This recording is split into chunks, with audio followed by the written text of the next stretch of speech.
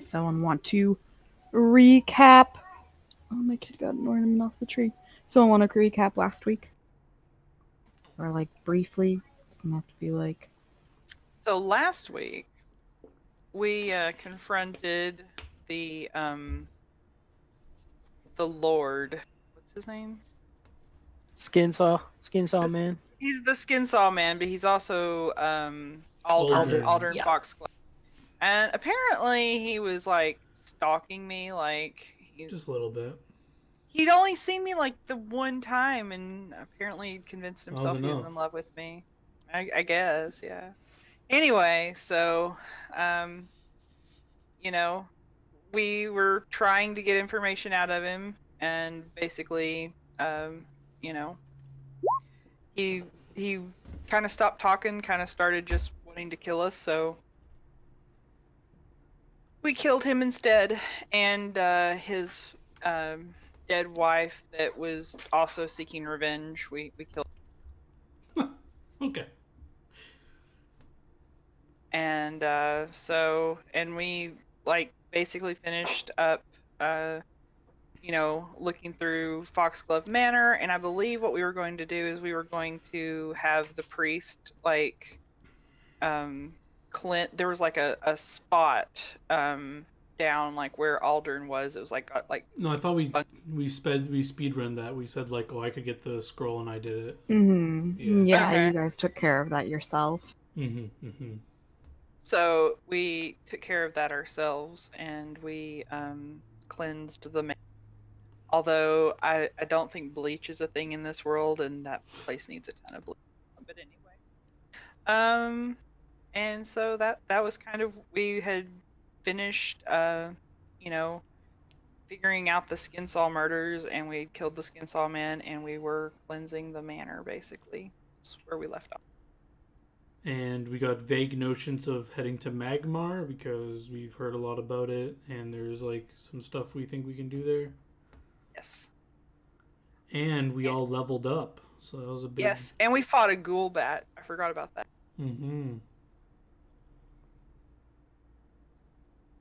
Yeah. So yeah. Okay. So you guys will get back to town. It's probably pretty late in the evening. Gonna do anything? Head to bed? What's your plan? Yeah, I think just head to bed. Um, but I don't know if when you're introduced Jaeger's character or whatever, but can you like remind us all the things that we have pointing us to Magmar? Because I know you've mentioned a few times, but I just don't remember like all the Yeah, stuff that. there's you have two main things pointing you to Magnamar at the moment. Let me get into here. I want to find the... So I know there was a letter. Yeah, from so somebody to Alden. my kid's making some noise in the background. Yeah, so after you guys defeated Aldern in the papers and random scribblings and the painting you found on the desk he had down there, you found the letter that read, "My sister, I trust your little band of murders is doing well. Gathering the greedy souls for our Lord's rise, has Magnamar proven to be as sinful as you had hoped? It may interest you to know that my plan to nurture greed here and this backwater has blossomed. The quality of greed in a soul is so much more refined when it's given the proper care. Are you still simply carving the Sidhedron on them as they expire? How crude. My method of making is so much more elegant. In any event, I'm sure that your plans for harvesting greed, where and when you can find it in the wild, are progressing well enough. I just hope that you have raw, ungroomed, and likely inferior victims don't interact poorly when mixed with the purity of my own subjects. If you tire of your little project there, know that you're always welcome to come to Turtleback Ferry and serve as my assistant. Am I reading you guys the wrong fucking note? Yeah, I was like, wait, I don't think I've heard this before. My bad. Ignore all that. You didn't hear any of that. God damn it. Spoilers. Clicked on the wrong fucking thing. Here we go. Sorry. Ignore. Leave your mind. You'll find about that later. Sorry, correct note. There's so many fucking handouts on this screen, man. Aldern, you have served us quite well. The delivery you harvested from the caverns far exceeds what I had hoped for. You may consider your debt to the brothers paid in full, yet I still have need for you, and when you awaken from your death, you should find your mind clear and able to understand this task more than in the state you lie in as I write this. You shall remember the workings of the Sahedron ritual, I trust. You seemed quite lucid at the time, but if you find, after your rebirth, that you have forgotten, return to your townhouse in Magnamar. My agents shall contact you there soon. No need for you to bother the brothers further. I will provide the list of proper victims for the Sahedron ritual in 2 days' time. Commit that list to memory, and then destroy it before you begin your work. The ones I have selected must be marked before they die, otherwise they do my master no good, and the greed in their souls will go to waste. If others get in your way, though, you may do with them as you please. Eat them, savage them, or turn them into pawns. It matters not to me. Signed, Zanisha, Mistress of the Seven. Yep, that's the one. So that was the first clue pointing you to Magnamar, and also once you guys spoke with Amiko, and you asked her about that body you had found, she kind of said that, oh yeah, they're a notorious criminal, and basically proof of their death would probably be worth a lot to someone in Magnamar. Right, So so you then, yeah, their to get a head. bounty there or something, yeah. Okay. Did we take anything from that body, or did we have to go back for the? I can't remember. You guys talked to Amiko before you went back to cleanse the house, so Oh, I'm okay. assuming as you went down to cleanse, you also like chopped off his head or whatever. Yeah, yeah. We actually Okay. said we did that. Okay, I just can't remember. How far is Magnamar? Do we need to have like some way of preserving the head? Magnamar really isn't that far from Sandpoint. It would be maybe like a day's travel to get there.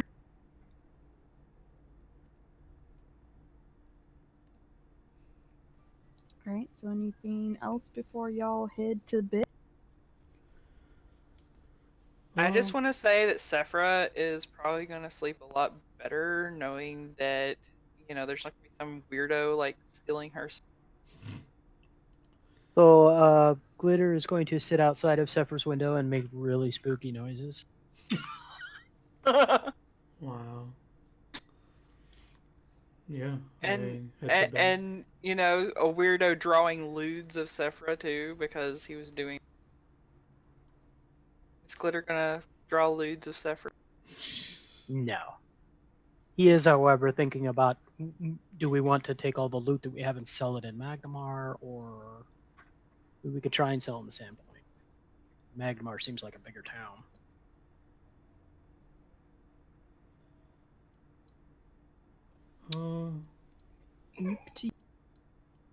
Yeah, I'm indifferent. Whatever you guys want. Why don't we just see what we can get for it in Magnamar? Yeah. Okay. Okay, so is everyone going to bed now? Mm-hmm. Yes. Glitter's probably awake.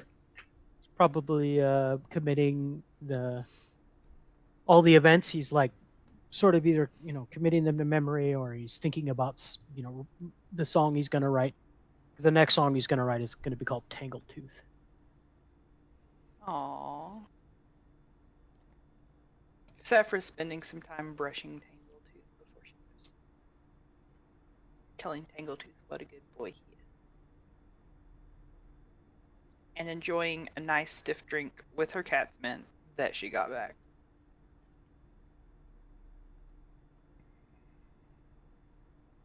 Okay, so in the middle of the night, I'm going to need everyone who's asleep to make me a fortitude save. Fortitude. I choose to be awake. Okay, yeah, so... Well, you say middle of the night, like midnight or like 2 Yeah, a.m.? No, it's probably like ridiculously late, like 1 to 2 a.m. Okay, then I'm probably asleep.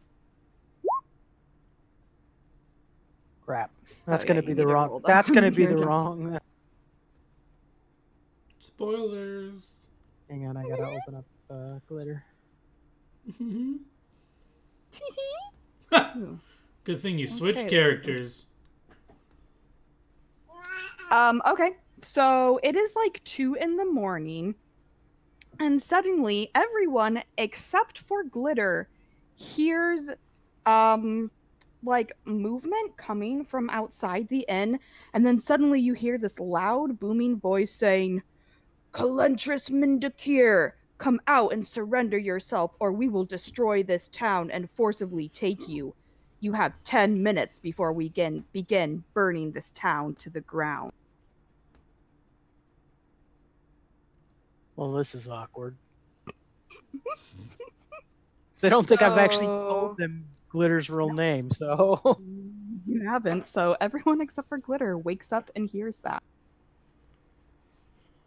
Yeah, so I guess I would collect the party.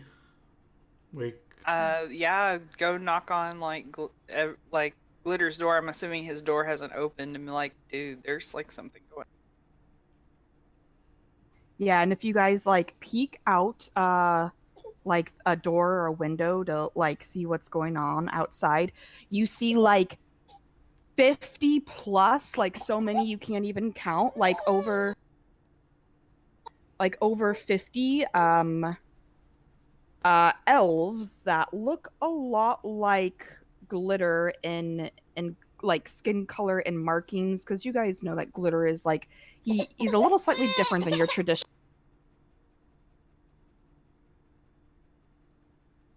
So anyway, so you see like 50 plus of these elves that look very similar to him, just amassed outside of the inn. They're in like full armor. They've got weapons. They're very prepared for battle. All right, Marco, you hold the door. We'll take them on one. Okay. We might So be able to does win. Glitter have his little thing that like wedges the door? Pythons? I Yes. actually do believe I have them on my character sheet. We're not in the wagon. I have to look.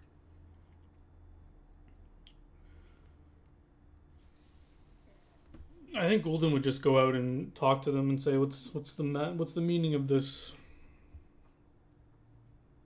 So one of them steps forward. He definitely looks like the leader of the group. He looks like a very seasoned like warrior type, and he comes up to you and he says, "There is one here that belongs to us. We are here to bring him back home, and we will destroy the town in the process if that's what it takes to retrieve him." So, someone has woken me up. Is that correct? Sephra Yeah. did. Okay. So, I'll step out and sort of put my hand on Ulden's shoulder and say, "Don't fight him. We can't win."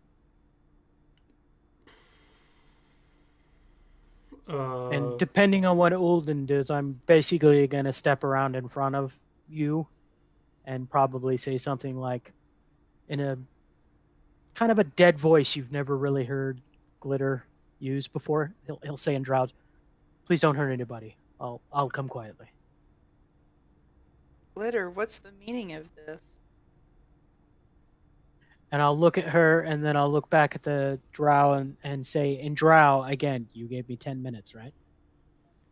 You have 10 minutes, no second longer.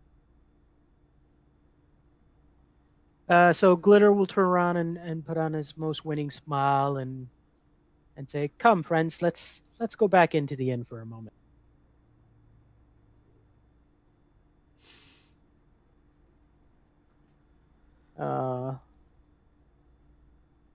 I'm waiting for you guys to agree.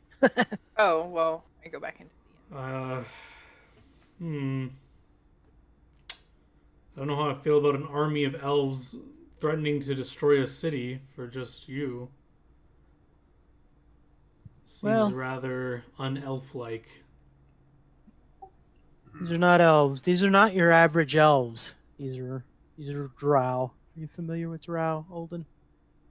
Would we know what Drow are? Yeah, I don't know if I know. Do I know what drow are? Knowledge to skip- nature, I think, to know if you would know what they are. No idea. You really haven't heard of them. So I'll spend the next 10 minutes explaining to them that Sephra is fairly familiar with drows. You basically know the gist of them, at least like the gist of the type that like the information that would be common knowledge. Okay. so common knowledge of drow is they're extremely militaristic. They live way underground and they are almost 99% evil. Oh. Glitter is by far the exception. Why do these creatures want you, Glitter? Well, when I was growing up amongst my peers, the drow, I was trained to be a spy, an assassin. I was given I'm gonna a turn lot the of light on real privilege, fast. and a lot of money was spent in my training. Plus, I kind of come from and I'm like kind of scratching my head, and I kind of come from a noble drow family. And unfortunately, I didn't turn out quite the way they wanted me to. I kind of didn't do what they wanted me to do, and I decided to go out on my own. I didn't think they would spend the resources to actually come and find me, but looks like I was wrong. What's gonna happen if you go with them? Oh, I wouldn't worry about that too much, Sephra. Although when he says that, his lip trembles, and you get the impression that it's probably not going to be fun. I want to go look out like the back of the inn. Are they completely surrounded the place, or are they just like at the front? They are completely surrounding, and they have a pretty big force out front, a decent amount of people surrounding the inn completely, and then you see like other of them sort of like starting to spread out into surrounding streets, like basically preparing to start burning houses, like if the signal is given. What the fuck? Does Can the I Sandpoint not have like a standing guard or force? That, can I like, sense they're- motive No, to see so what Olden is Sandpoint doing? does have sure. Sandpoint does have some guards, and like the guards that like Sandpoint does, like Sandpoint isn't a huge town, doesn't have a huge amount of guards. That's kind of why the sheriff has sort of had you guys been, being his pretty much like stand like guard, extra guards basically helping him do the things that he can't send his guards out to do because Sandpoint doesn't have a ton of the guards. So there are some guards, but the force of elves is like clearly completely outnumbering the amount of guards that Sandpoint has, to where the guards they do have are sort of like on the outskirts, like looking on, and like they have no clue what to do, and they're basically just trying to like usher people back into their houses and keep them like away from like the scenes. Like they're basically around hoping that like if shit hits the fan that they can just like help get people out and mitigate Okay. death if it comes to that. There's like are all these people no on foot? most of them that you see right here are on foot, but you do see like in the distance there's like a bunch of like, what would they ride, horses and shit? I'm assuming there's like Yeah, probably.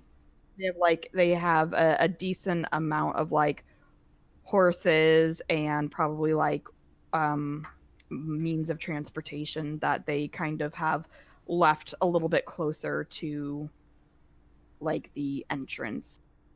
Where exactly is the inn on this map? It is, I believe, this building. Okay. Are these buildings attached by the wall? They like are attached, but there is no like they're like Olden's coming up different with a buildings. plan. Okay, well they're not, there's like no doors linking them from the That's okay. inside. Okay. Like their structures are kind of attached, but there aren't like physical doors linking them. Can I tell that he is coming up with a plan to resist? Yeah, so you can look at Olden and you're pretty You know sure that that- he's That gif of Zach Galifianakis with all the equations. That's what's like what Yeah. Olden looks like. yeah. So you don't know what Olden is thinking, but you can definitely tell that Olden is trying to mull through maybe like an escape route for you or like some.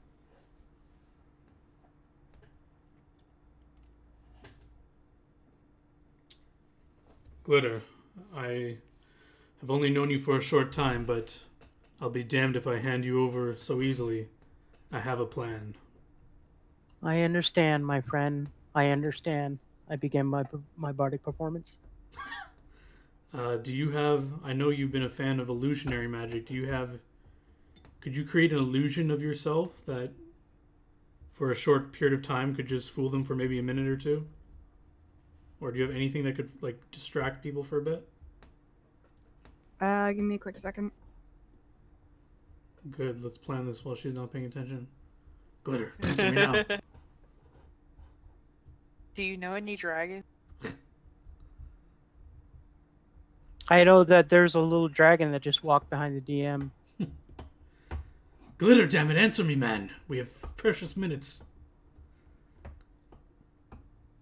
So Glitter is basically going to look at Olden and say, "It's a hopeless fight, my friend. That's why I don't I plan to think you fight. should just But I can give you a head start. just let me go." I can give you a head start, man. God damn it. Zephyr's fighting Tears, and she's like, they can't take you. We're friends. Listen, all I need is a distraction for a few moments. We don't need a door, but we have a Marco. Marco, I need you to break down these wooden walls to the east, all the way through. I can... What? Olden, What? I need you to make me a will save. What the fuck? Come on. They can't hear us. They're outside. No. Okay, carry on. Did I feel anything influencing me at all? You felt like someone nearby was trying to suggest to you that maybe it's better to just stop trying to form a plan. If Glitter casts suggestion or some shit, he's right in front of me. There's no way he cast that on me. Or who's around? I thought it's just us around here. Who's casting suggestion on me? Do I see anyone around me after I felt that on me? The only thing that you know is that Glitter started his bardic performance. You don't see anyone else casting around you. Glitter gets a sad look on his face, continues his performance. Can I identify what performance he's doing? Sure. I think spellcraft probably. Yep.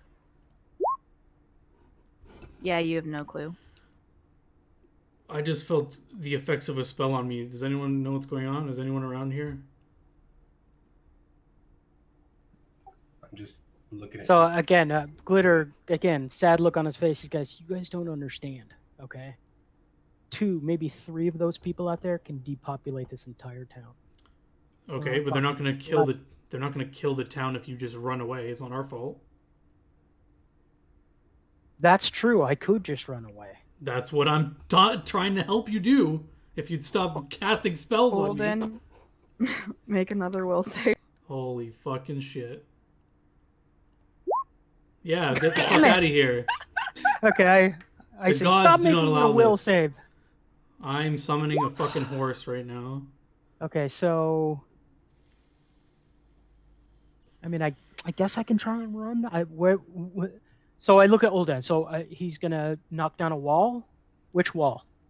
So I summon a horse, and I tell him to get on, and then I tell Marco to break through these walls here, and I'll pay for the damages or whatever to Amiko to fix, 'cause they're just wood, and take the horse and fucking run out. They won't expect you to run out this way, and then just go this way. Go south out of town. And ride long as my horse can take you. There are elves like, walking around. Sure, but he's going to be on a horse. These. If there's like no... True. I would expect the horsemen to be at the front with their main force showing their strength. I wouldn't expect random horsemen to be guarding the rear of a Yeah, building. they're probably just all the ones that would be back here would just be the ones milling about, kind of going to random buildings, like preparing to light them on fire if needed. So as I summon the horse, I'll give Glitter a hug and tell him to get on, and tell Marco to start breaking the walls. As I go, I cast Sanctuary on myself, and I go outside to the elves. So, whoa, those all just showed up at like once.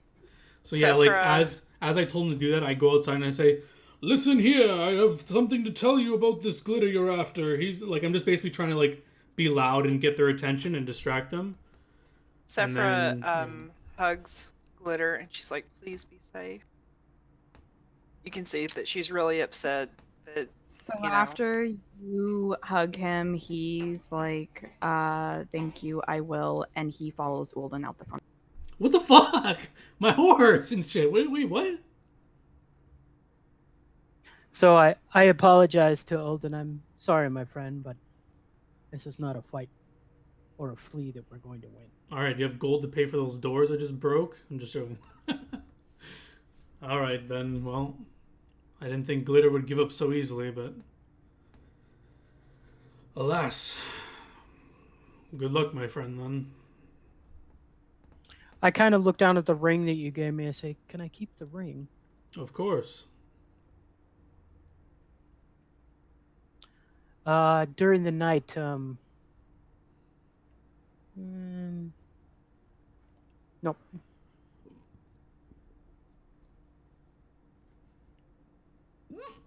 During the night, what?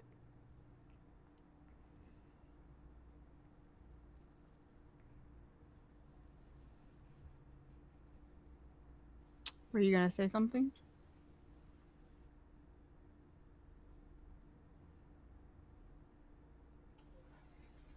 Sleight of hand.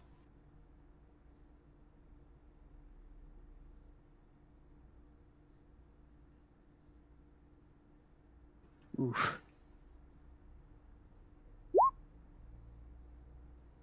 I'm giving you bonuses, and I will say that you succeed.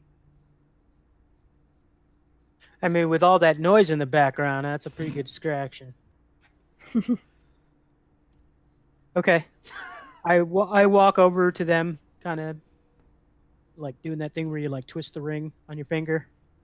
And I turn around and I wave goodbye, and I toss Sephra's ball in my hand and then put it in my pocket. Another so thief. with that, you'll see them kind of like a couple of the elves like surround him and like take him sort of up to like one of like the wagons they have and like put him inside the wagon, and then like all the elves slowly trickle out of the city and they all mount back up and leave town.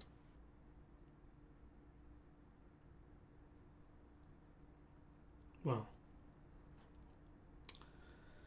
Supposed to fail your will save, god damn it. Let me suggest. sucker. Y'all are so lame. That would have been epic. Glitter fucking rides out into the sunset, fucking with elves on his tail. Would have been epic. You suck. Anyways, so Marco, you broke through 3 houses. Why'd you do that? Who's awake now that he's broken through somehow? I'm assuming after he sees Glitter like reject the horse and walk toward me, he broke maybe one, like some of it. Yeah, he only broke through like the first wall, and then like after like he hugged Sephra and walks out the door, Sephra would have been like, "Wait, where are you going? Stop! What are you doing?" And so Marco obviously would like be like, "Wait, what?" Turn around and look and not break through the rest. So yeah, there's I'll only leave one. I'll leave 10 gold on the, like behind the counter for Miko with a note saying like, "Ulden broke the wall. Sorry." 10 gold should cover it. If not, let me know. But yeah, so you guys can go back to bed for the rest of the night unless there's anything you want to do now, or I think I'd just say to everyone, this has been an alarming night, but it's super late. Let's get some rest and talk about this in the morning. and I'll go to my room. I can't sleep. I'm going to the woods to chop wood. You go break down some more walls. No, I'm gonna bring back the lumber to fix the table. Well, I paid her already. I tell you. if you You're paying her for her trouble. Yeah, so she can buy lumber, brand new lumber. She lets us stay here for free. I'm gonna go get wood. All right. Zephyr goes to bed crying. Also, Jose, I don't know what's going on with your mic. You're using like a webcam mic or something, maybe? Yeah, it's like no. really distant sounding. Yeah. Hold on. I mean, we can still hear you. You're just like super quieter than usual. Yeah, I was literally just looking to see if there was a way I could manually turn just him up in a call. You can.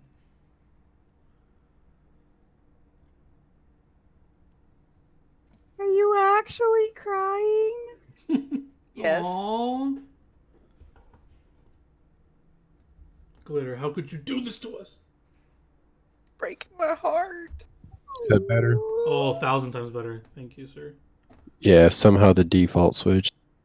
Yeah, when you plug in new shit. You are much better now. Yeah, it's way better. Okay. So you guys go to bed or don't go to bed and whatever, and you wake up and it's the next morning, and yeah, what you gonna do?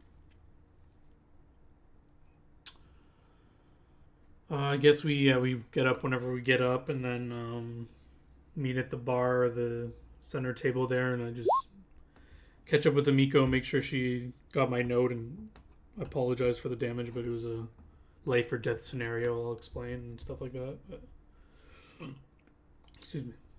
But then I'll turn to the rest of the party and I say, well, we did have plans to go to Magnamar, but we're one person short now.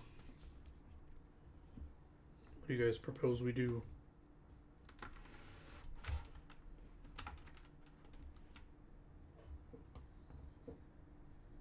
Well, I suppose we should find someone. Is Amiko Perhaps around? Maybe? Amiko could Yeah. suggest somebody. Yeah, Miko will tell you, unfortunately, after the event last night, everyone's a little, like, spooked at the moment, and you'd probably have better luck finding an adventurer in Magnamar because it is a much larger city than Sandpoint, and it is a more well-known city to have such adventurers. So her suggestion would be to head on to Magnamar, and you'll probably find a plethora of people there who would want to party up with you. Do people have no spines in this town? Easy, Marco. We don't want another wall to break down. Okay, yes, I guess that sounds fine. We'll take, by the way, was that 10 gold enough to fix your wall? Sorry about that. Yeah, she says, it's fine, don't worry about it. Alright. Yeah, I guess once we're ready to eat, if anyone wants to purchase anything, I think we should get ready to hit the road. Amiko's super chill about a hole in the wall. Well, I would have explained it was like a life or death thing, and I'm sure like all the elves got like attention. I mean, and she would have stuff. seen the commotion Yeah. last night. Like, pretty much everyone was awake and kind of waiting to see what was going to happen, right? Like, the commotion was loud enough that pretty much most of the people in this town are, like, up looking out windows, like, just preparing to, like, have to run if it comes to the worst, you know? So everyone kind of knows, and Amiko literally being, like, she lives in this inn, too, so she would have pretty much heard most of what happened, so she'll just kind of, like, give you guys her condolences over basically losing a friend and all of that, and you know, be like, don't worry about it. I'll get it fixed. It's not a big deal. Whoops. Well, I've brought all the planks you would need to fix the hole. You just gotta get someone to put them on.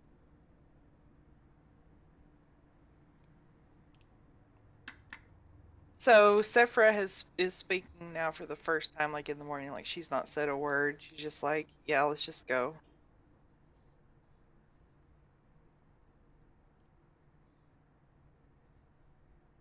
And she asks Amiko to fill up her flask before she leaves. Nice. Jeez.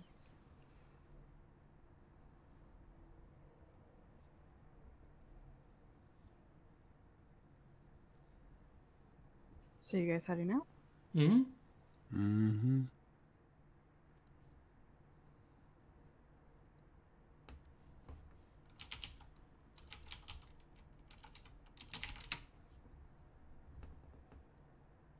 Okay, so you guys will start on your trek to Magnamar. It'll take you like a day to get there, but it's a pretty like leisurely journey. It's a very like well-traveled road, so it's very easy to like get by on it. It's not a very dangerous area, so you don't have to like super be like on your toes watching out um for things. And I'm gonna take you to a map to kind of give you an idea. Really helps if when you tell them it's not really dangerous, if you go, hey, hey, hey. Oh snap! Look at this thing. Yeah, so this is basically the map of Verigia. So Sandpoint is down here. I wanted to coastal. So most of the coastal road is a very well-traveled road, very easy to get by on. So all the like kind of orange dots you see, that's like a sort of main traveled road from all the coastal towns. So you guys will be heading to Magnamar, which is right here. And this map is not to scale, so you can't really like tell how far it is, but Well, they have a it's scale right about there. yeah. I was meaning if you use like the tool, it's not just not Yeah, really. yeah, yeah. But yeah, you could do it by that and see how far it is. So yeah, like Yeah, it's like I don't know. 5 feet. No, it's like I don't know, 20 miles, something like that. I take a 5-foot step into Magnamar. So it'd be like a day and a half or something.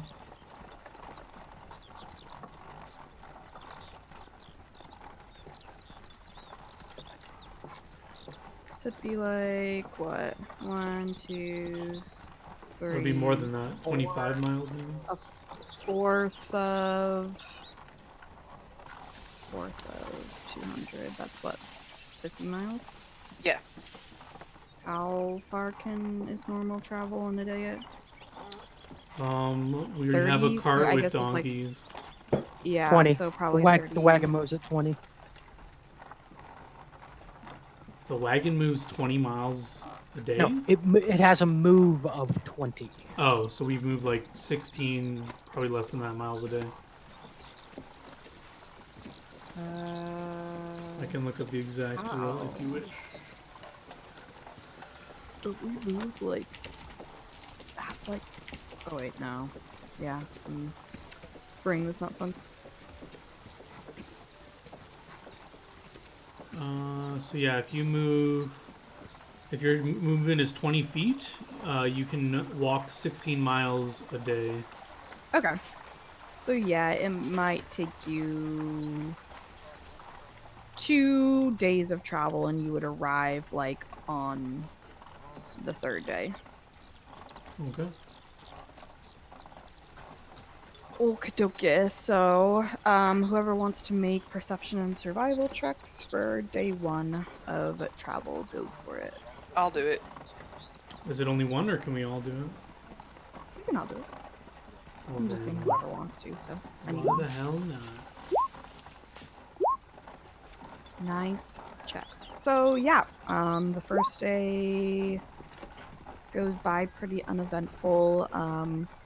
You don't really you don't see any like creatures or anything. Like I said, it's a pretty like well-traveled road, pretty safe. There aren't a lot of like animals that come this direction. You see like one really fancy cart pass you, like going the opposite way towards Sandpoint. But that's about it. Did you guys want to do anything this day?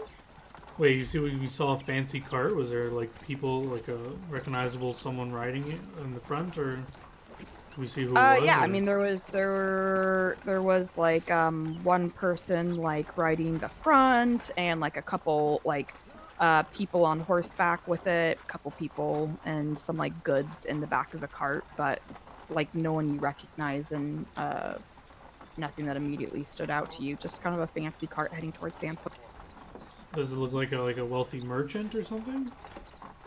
Yeah, you could say that. Probably a pretty like wealthy merchant, maybe like traveling to bring things to Sandpoint or even heading farther north. So I'll say to the party, do you guys want to try and stop this guy? See if he has any rare items for sale? Sure. I mean, Sure. So yeah, as we pass him, I'll try and hail him over. Oh Hail yes, him. let's stop. Hey, old friend. Couldn't help notice your fancy cart carrying what seems to be some rare goods. Are you interested in some trade? Oh, no, unfortunately, we actually have a mission to bring some of these rare goods up to Riddleport. That's actually where we are headed now. So, unfortunately, nothing to sell. We are tasked specifically to um, bring specific items to Riddleport for a person up there who wishes to procure them from. That's a long how's the way. journey been so far? Have you come across anything unusual? Oh no, nothing unusual at all. This road is so safe, nothing to worry about. Do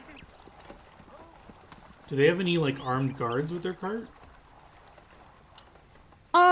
So they've got like two people like on horseback other than the one actually like driving the cart.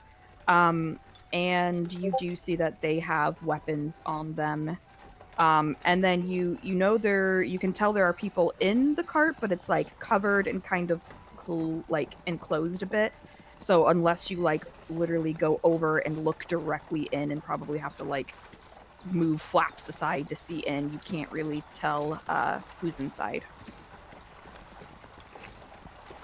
Hmm. Is there any like noticeable like sigils or anything like that on the cart, like a royal family or anything like that, or?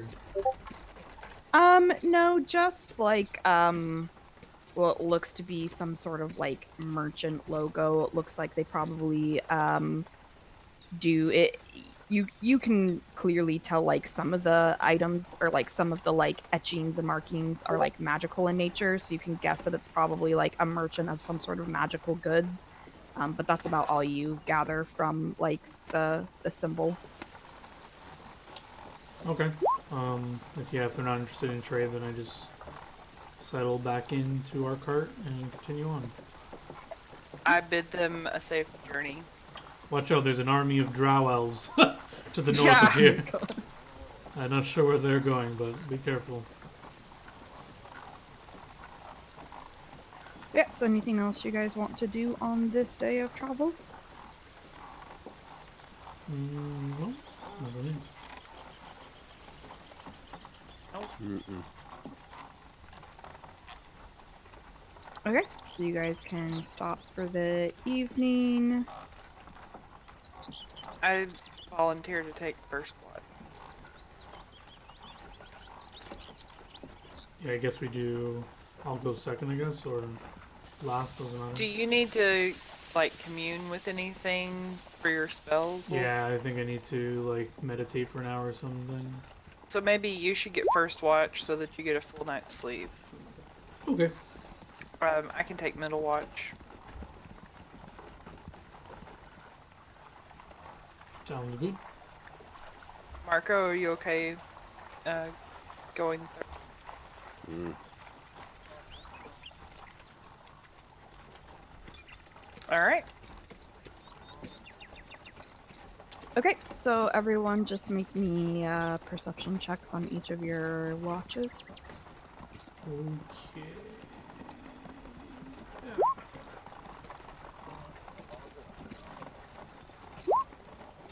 Oh, Oh, I don't know why I did stealth. I meant you're survival. being very quiet while you watch. Yeah.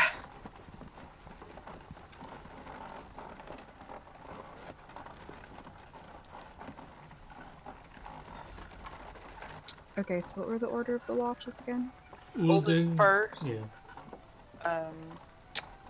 And then Sephra and Tangle 2. So Sephra, on your watch, you feel like you hear some, like, very, very distant,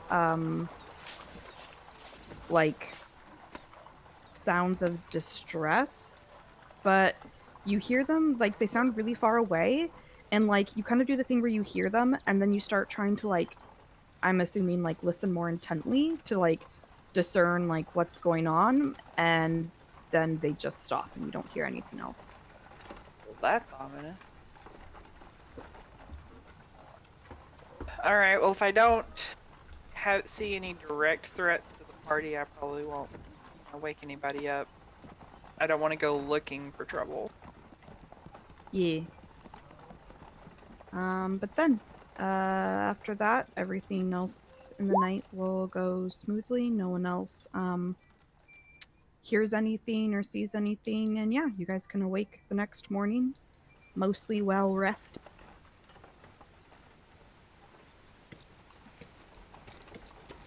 I eat some rations for breakfast and make small talk around the campfire. Yeah, so you guys can head off on your next day of travel. So everyone make me checks.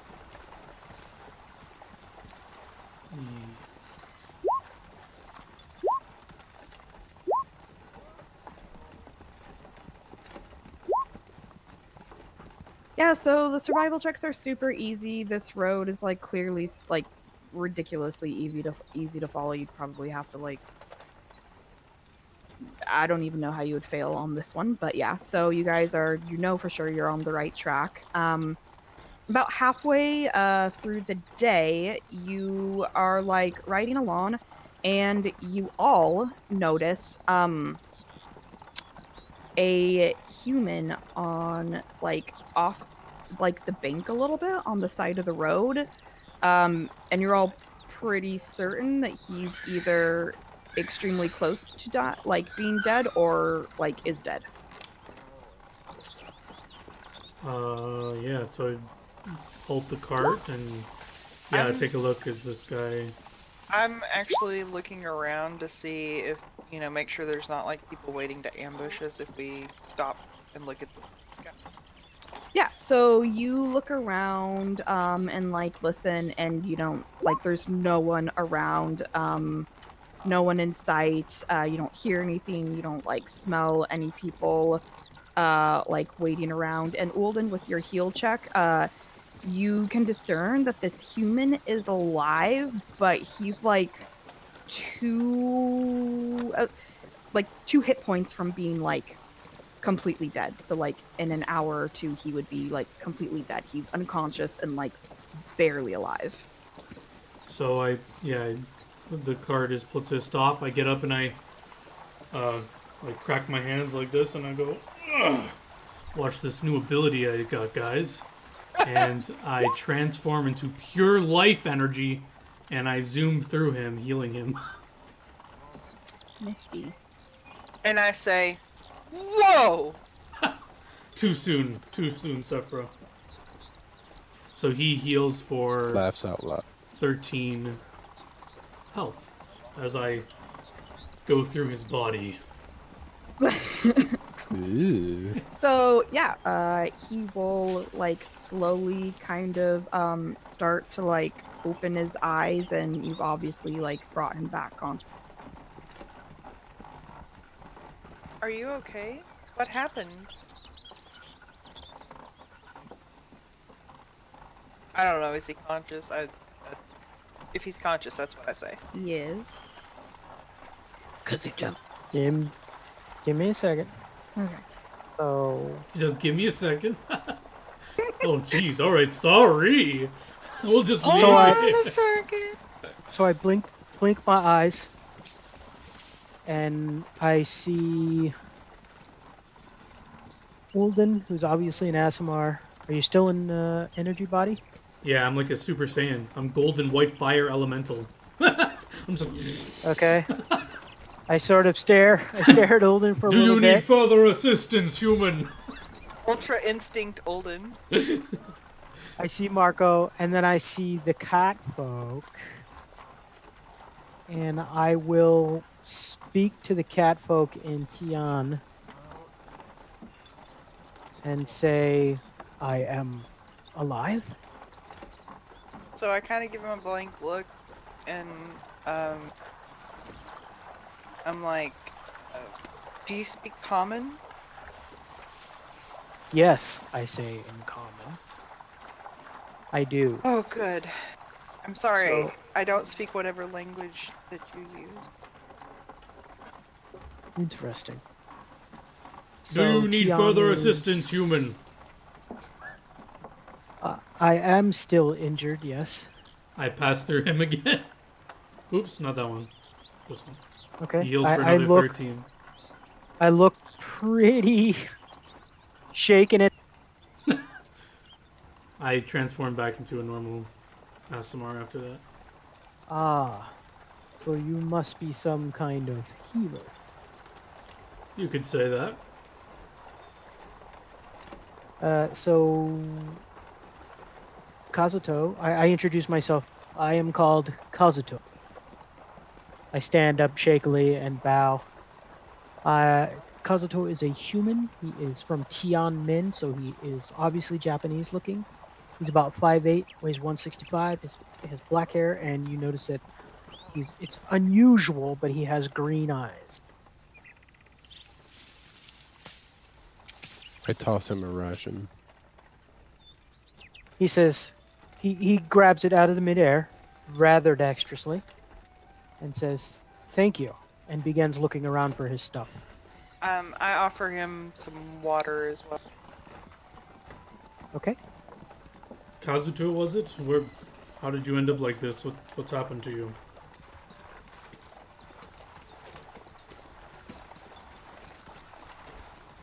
Well, let's say I am one who acquires things, and I failed to acquire said things and was chastised rather harshly.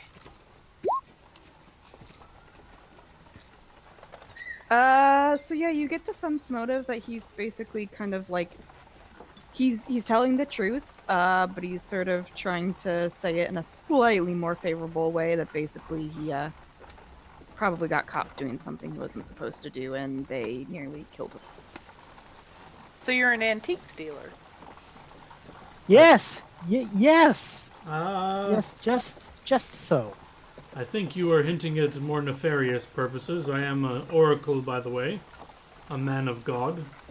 I'd prefer it if you changed your ways immediately. We've just been dealing with a rather unsettling thief, and I'll look at Sephra. That behavior should not be encouraged. So I'll look at Ulden and I'll say, sometimes things fall into the possession of people who do not own these things. And people who own these things sometimes hire other people to, and he kind of he gets that deprecating smile and says, steal them back. I would be that kind of person. Ah, that's not as nefarious as you were making it out to be. However, I claim, and he looks confused, and he turns to Sephra again and says, hang on, I gotta look at the... Mayo no Shakin? I claim honor debt of honor. Nani? You have all saved my life, so I will become yours. All of them. I did a lot of the Super Saiyan healing, but okay, sure, all of us. If you wish it to be so, then I will say. No. I kid, Kazuto. You should learn I am quite the kidder. Ha! Marco, enough of that, sir. I am Just clearly... don't make him angry. And I will actually, my character will actually bow very deeply in front of you. Like almost to the point where his head touches the ground. none of that. So Sephra says, I mean no offense. None of what? I am a humble oracle. No need to bow for me. But we are on our way to Magnamar. If you need a ride there, You were in luck. I am from Magdamar. really. So you could show us Yes. around. I would be more than happy to. That would be within the parameters of my servitude. So Sephira says, I mean no offense. I'm, I understand what you're saying, but I would rather us be friends than for you to serve us. Like, I don't feel like a person can own another. So I look at her with a telling look and say, "You don't have a choice." A debt of honor is a debt of honor Now listen here, and must be Kazuto. discharged. Sure, but there's a thing that I'm trying to bring to the land. It's called consent, and I think we should obtain it before we do anything. So I think you just consented to be our butler, Ulden. Shut up. God damn it, Marco. Please, Kazuto. All right, we'll figure that out once we get to Magnamar. Perhaps you can help us with some things we're looking for. Of course. I've gathered all the crap that they've probably strewn all over the place, and you'll note that he doesn't actually wear armor, and it doesn't look like he's looking for it either. Perhaps you can find a weapon for Olden. Sephra, you know as well as all that I do not use weapons. So when she says that, he has 2 short swords, and each of them has a ring. He sort of spins. He spins them on his finger with a ring, and then presents both of them hilt first to Ulden. Choose. No, sir, but speaking of rings, do you have a platinum ring on you by chance? I look confused and say, that's kind of a strange request, but no.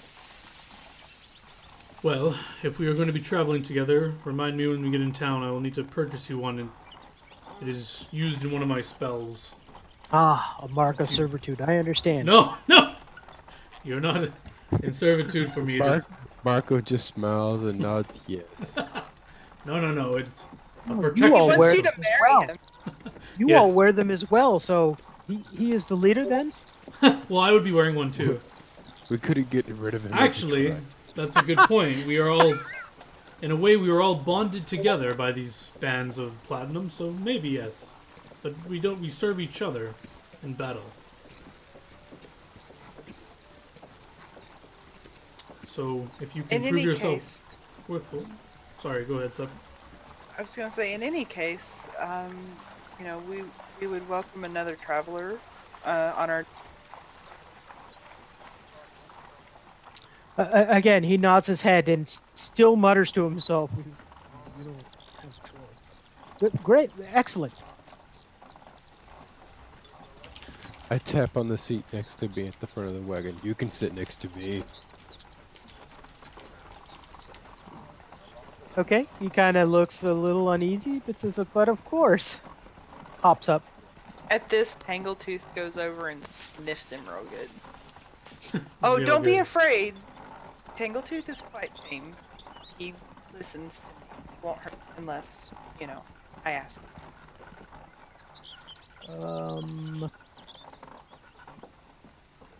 Do I recognize Tangletooth's species?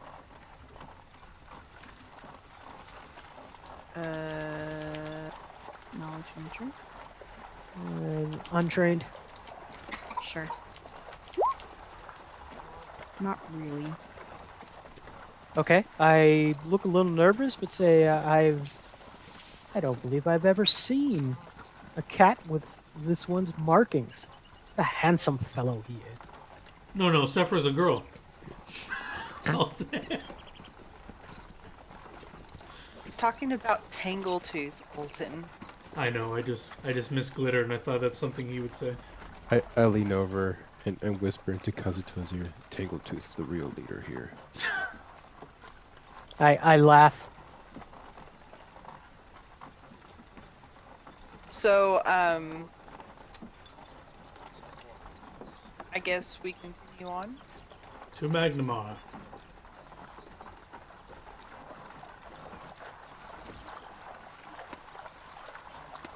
Yep. So you can make the rest of this day's travel pretty easily, and set up camp. So we're still like a day out from Magnamar, right? You're about half a day. Okay. Yeah, I guess we do the same watch order. So Sephira is going to, she wants to try and do some hunting. She feels like that since they have Kazuto here and he was injured, he probably, would benefit from getting like a hot meal. How much did you heal me for total? 26. Now is that Survival, you said? Sorry, what, survival? Yeah. Yeah, so you'll be able to find probably just like some sort of deer to kill around this area. Alright, so I kill the deer and I butcher it and I make a hard. Maybe I found like some mushrooms and some wild potatoes. I'm sorry, but the music you have playing, who's that crashing around in the underbrush?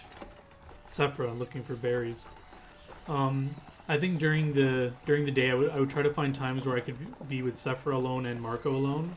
Just like quickly, quickly just tell them like, Kazuto seems like a fine man, but I don't think we should just immediately trust him willy-nilly. Just perhaps don't let him keep watch for the first few nights. We will keep our own watches. So I look at Olden and I say, well, I agree.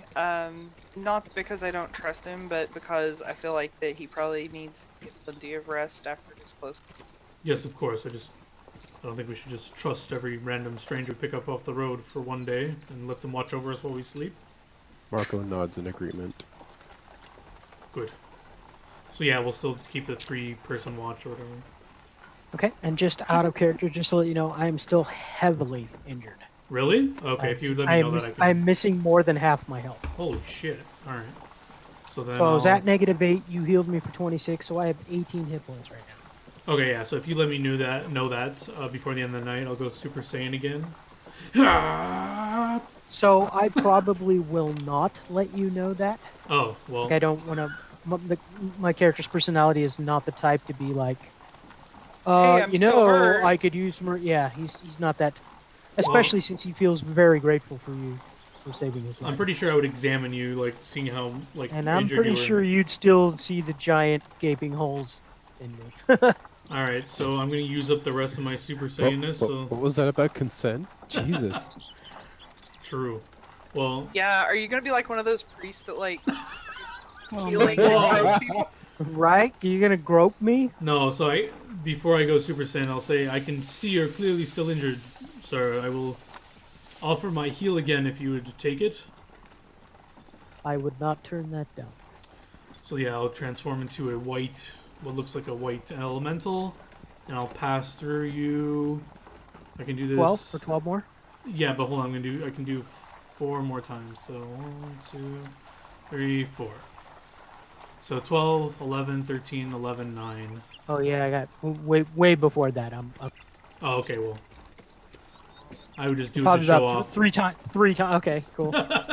he is suitably impressed. He's never seen anyone do this before. I guess I could tell you were impressed, and I'll just say, it is impressive. I just learned how to do it recently. He just wants to show off because he just learned how to do it. The gods So have I granted am me with going this to inhuman try strength. to roleplay the way he talks, but I just want to let you know that he has a very formal way of speaking, and if I use a contraction, that's a mistake. He doesn't use any contractions in his speech. Like you could tell it's not his native tongue, and he was taught to speak this rather recently, so He doesn't speak very quickly, and he never uses contractions. So, Sephra is coming around, offering everybody a bowl of venison stew.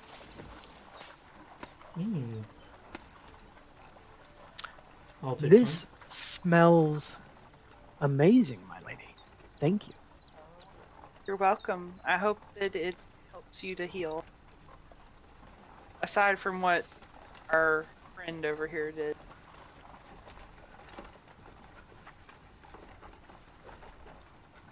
Alright, so if you guys aren't going to do anything else, you can make your nightly shift checks.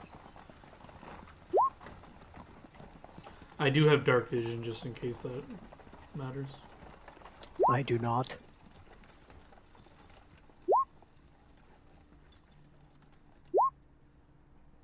Yeah, so this night goes by pretty uneventful. You guys, might, like, hear a random, horseback rider or two go by, just because this road is decently well-traveled. It's not anything unusual. People riding through the night to get places a little faster, but yeah, no one stops, no one, looks out of place, and you guys can make it through the night pretty quickly and fine. Awesome. So we'll get up in the morning, eat some breakfast, and head to Magnamar. This wagon is most impressive. If you'd like, there's comfortable cushions and blankets in the back. You're welcome to sit. Ulden gets like a little somber look and says, yes, it was decorated by one of our old companions. The loss of a companion is always difficult. How did he die? Well, He sang himself to death. he was a bardic fellow, and his people came to reclaim him. We know not of his fate, but hopefully he lives to this day. Sephra takes out her flask and takes a drink, like a toast or whatever, just in memory of Glitter.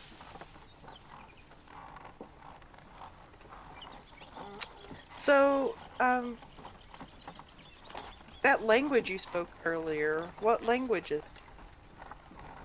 Why, that is the language of my homeland, Tian Sha. I assumed that you were from there as well, as the cat folk, and he says the Tian Sha word for cat folk, are very prevalent there.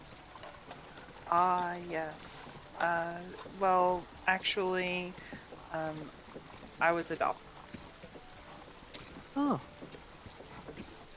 Well, I'm sorry if me speaking in an unfamiliar language is discomforting. Not at all. I just was curious. You seemed to think that I could speak it, and I just wondered.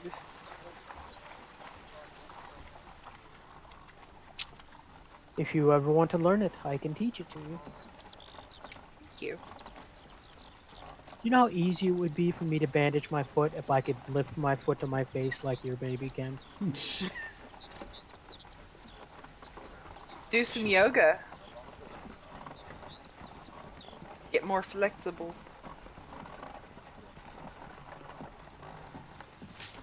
So, as we're traveling along, I tell them that my familiarity with Magnamar is mostly relegated to a district called, what was it called? Shadow something? It is called, yeah, known as the Shadow area. Okay, I tell them the shadowed area. And Magnamar's the district is called Underbridge.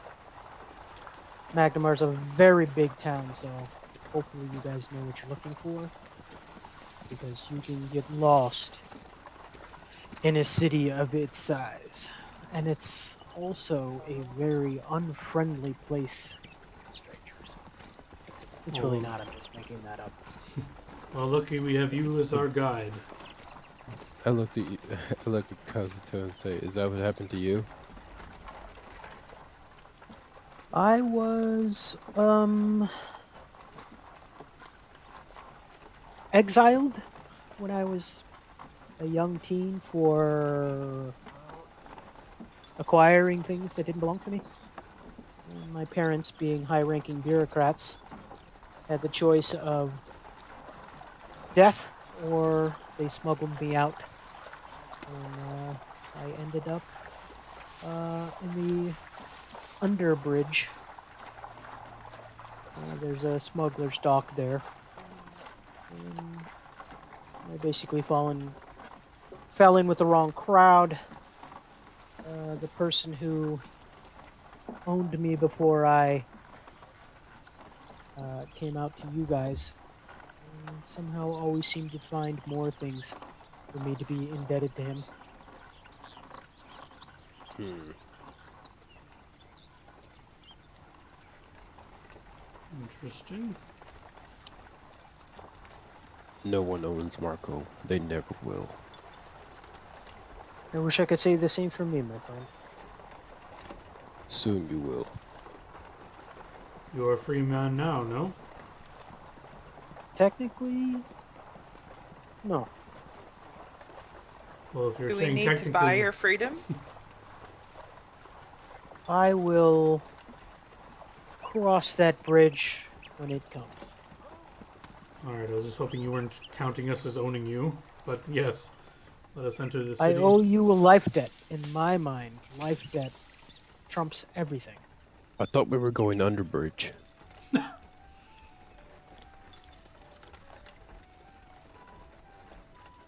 I don't know what your mission is, but I'll help in any way I can. Well, one thing we're looking for is a townhouse. There are many townhouses in Magnemar. Oh, Whitney, would we know the name of the thief? Did Amico give us that? The name of the thief that we have his head? Yes. Let me find it real fast. His name is Kazuto. Oh, wait. His name is Rick James. Bitch. Language. His name he was a one-armed bandit called Shaz Red Shiv Bilger. Like Shaz, aka like in quotes, Red Shiv, last name Bilger. So, Sephra is going to ask Kazuto, have you, heard anything about Shaz Red Shiv? You mean the Shaz Red Shiv Bilger, one of the most famous thieves in Magnemar? Yes. Nope, never heard of him. Of course I've heard of him. Everyone in Magnemar has. I grabbed the bag. Does he look like this? Jeez. I have never met the man, but I don't know if he looks like. I was wondering if you know who we would talk to about claiming a reward. Do I? Wait. You'd be pretty sure the mayor. I would imagine if you took the evidence that you have of his demise to the mayor, you could possibly get your reward. I assume that's why you even have the severed head of the person in Indeed. the bag. Yes. I would hope. Can you also remind us of the name of the person who signed that letter? One of the 7 people? Zanisha. Yeah, Zanisha. Zanisha, Yeah, so we'll the mention- mistress of the seven. Yeah, we'll say, have you heard of a Zanisha living in town? No, would I know her by Zanisha, or would I need to You have actually hear no- him say? You have no clue who Zanisha is. That name does not sound familiar to me, my friend. We have reason to believe she's connected to some necromancy and connection to the 7. What are they? 7? Was it the brothers? No, right? Was it 7? It was a something? brotherhood, I thought. Of Yeah, the but then seven what's or it? Was it just the 7, or is it the 7 something? So you've heard them called the Brothers of the Seven or The the Brothers of the Brotherhood Seven. of the Seven, and Zanisha signed the letter Mistress of the Seven, but that's the only ways you have heard them be referred. She appears to be some mistress to the seven brothers or Brotherhood of Seven.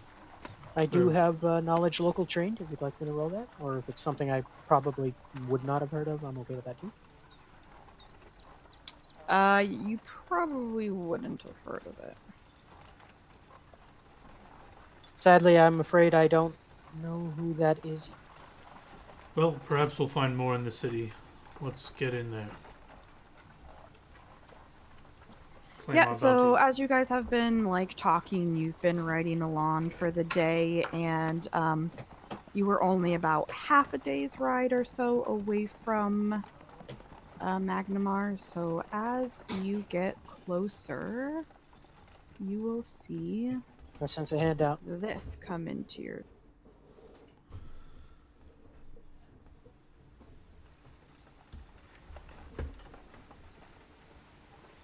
Hmm. Did it pop up for you guys? No. Nope. It's not giving me the pop up. Hold on.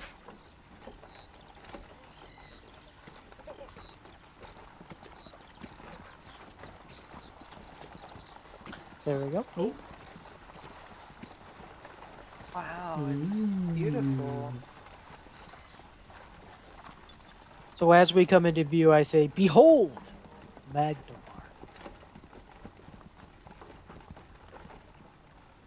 Beautiful city. That'd be bigger. Yeah, so you start to get closer.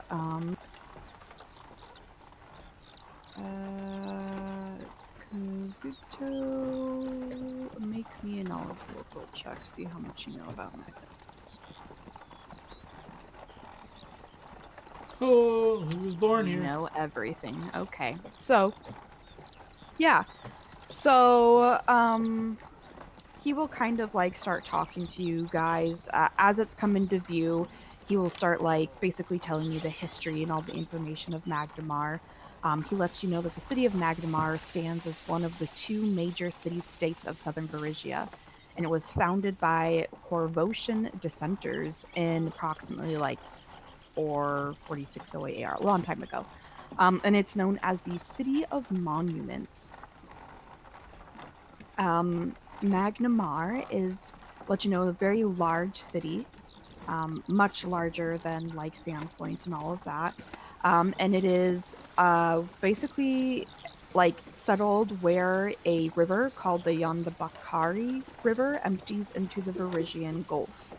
The city is surrounded by mostly inhospitable mush fens. Let me bring you to a map of the actual city just so you guys can look at it as I tell you about it. I point to the bridge right in the middle there, and I say, "I can see my house from here."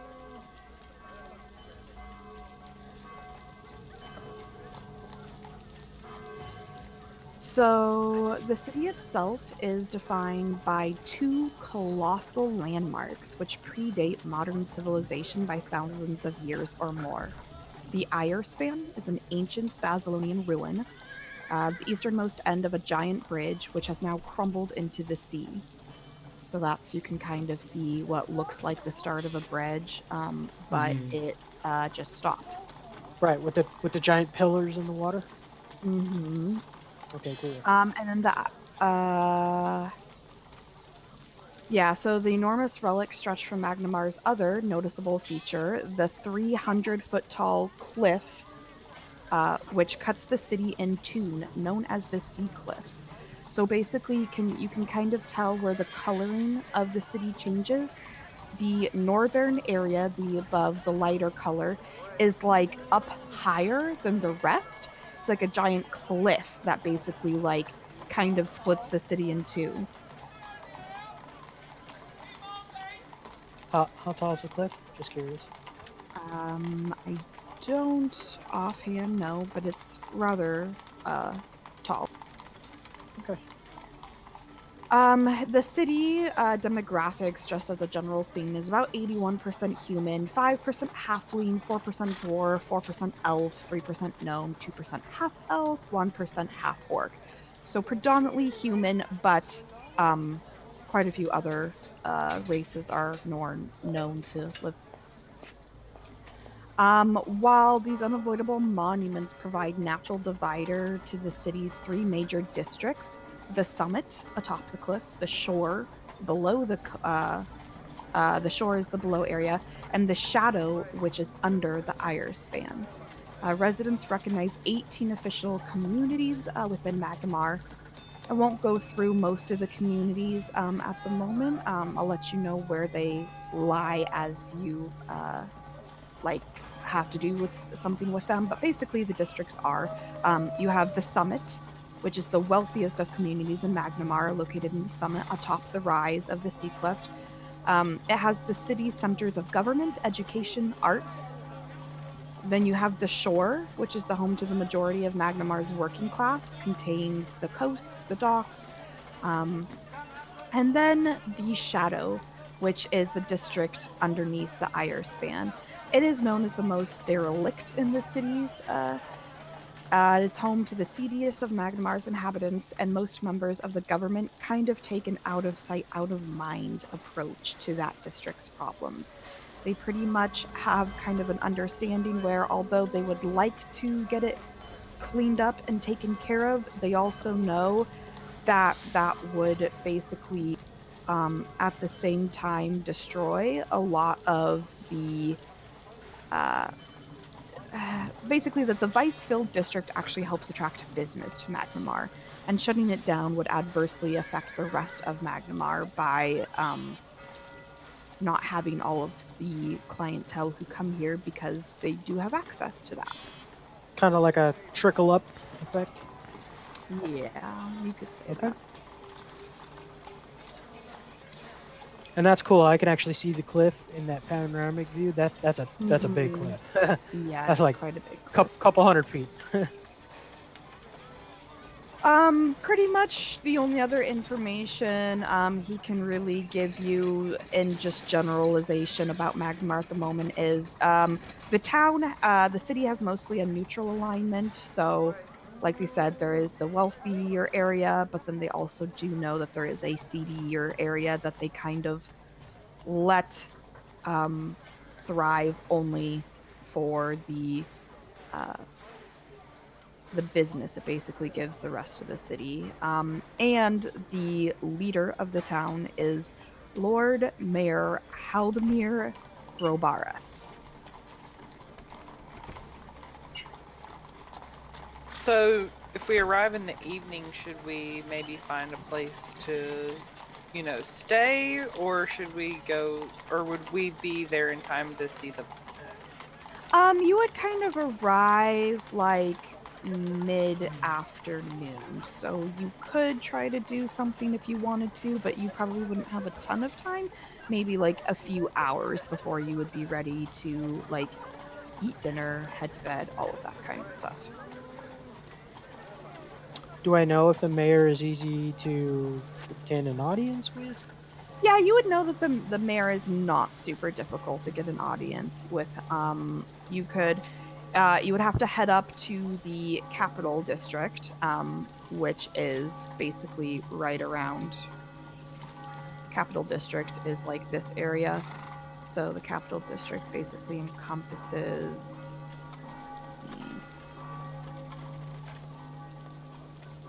Okay. This is sort of the capital district.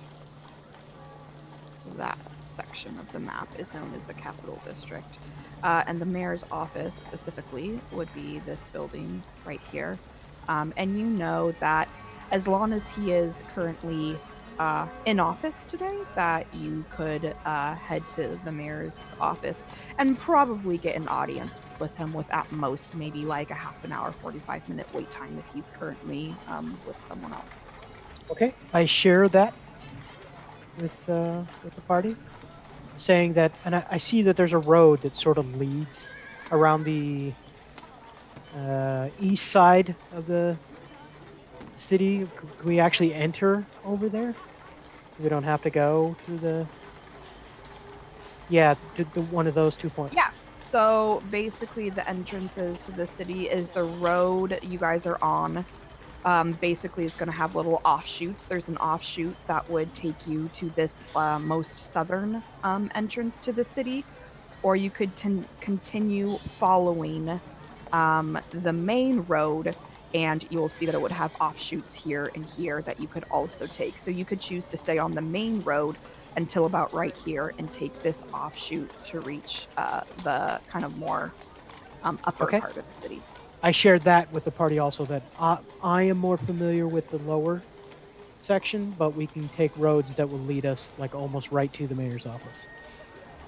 I, for one, think that we should probably visit the mayor first because I want to get this head out of our. Agreed. As you wish. So yeah, it'll probably take you maybe like another hour to basically get to that side of well, hold on. I just am curious as if this would be the northern side of the or the Thanks for the southern follow, side my of the dude. city. Let me see Appreciate it. here. Yeah, that's how we get to the lower part of the city. It's a town tradition. So it looks like Cliffside tumble.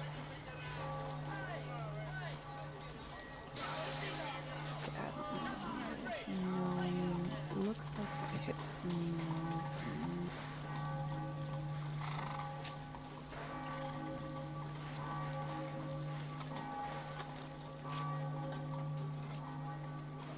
Yeah, so I think this map would be like you would this where the river comes in. So down here is actually the like northern side of the city. Okay. Sorry, so can you this would be ping the it again? area. Yep. I don't see it. Sorry. Oh, now I saw it. Yeah, scroll That's down. the Yeah. north? Okay. Yeah. So it's kind of flipped, but you can Yeah, yeah. imagine you're coming from the bottom of the map, basically. Oh. So this would be sort of the area you would reach first. So if you wanted to go to this end, the nicer end of the city, it would probably take you about another hour to just make your way along the main Lost Coast Road to get into this northernmost entrance that would bring you basically the closest to the mayor's office. Okay, so faster to go through town then? No, it would be much faster and more direct to take the hour on the Lost Coast Road to enter the road from over here. To get through town, you'd be traveling much slower through the streets and you'd have to maneuver a lot more. So it is, Okay, I it is recommend that definitely fun. for the rest of the party then. It would be much faster to take the road along the coast and hit the southern part of town and enter through that gate to get to the mayor's office. We can go through the city if you wish, but it will be slower. Crowds, other carts. I'd rather do a more direct route, a faster.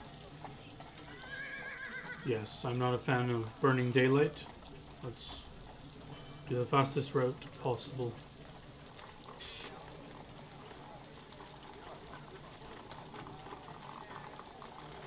Yeah, so you guys can head to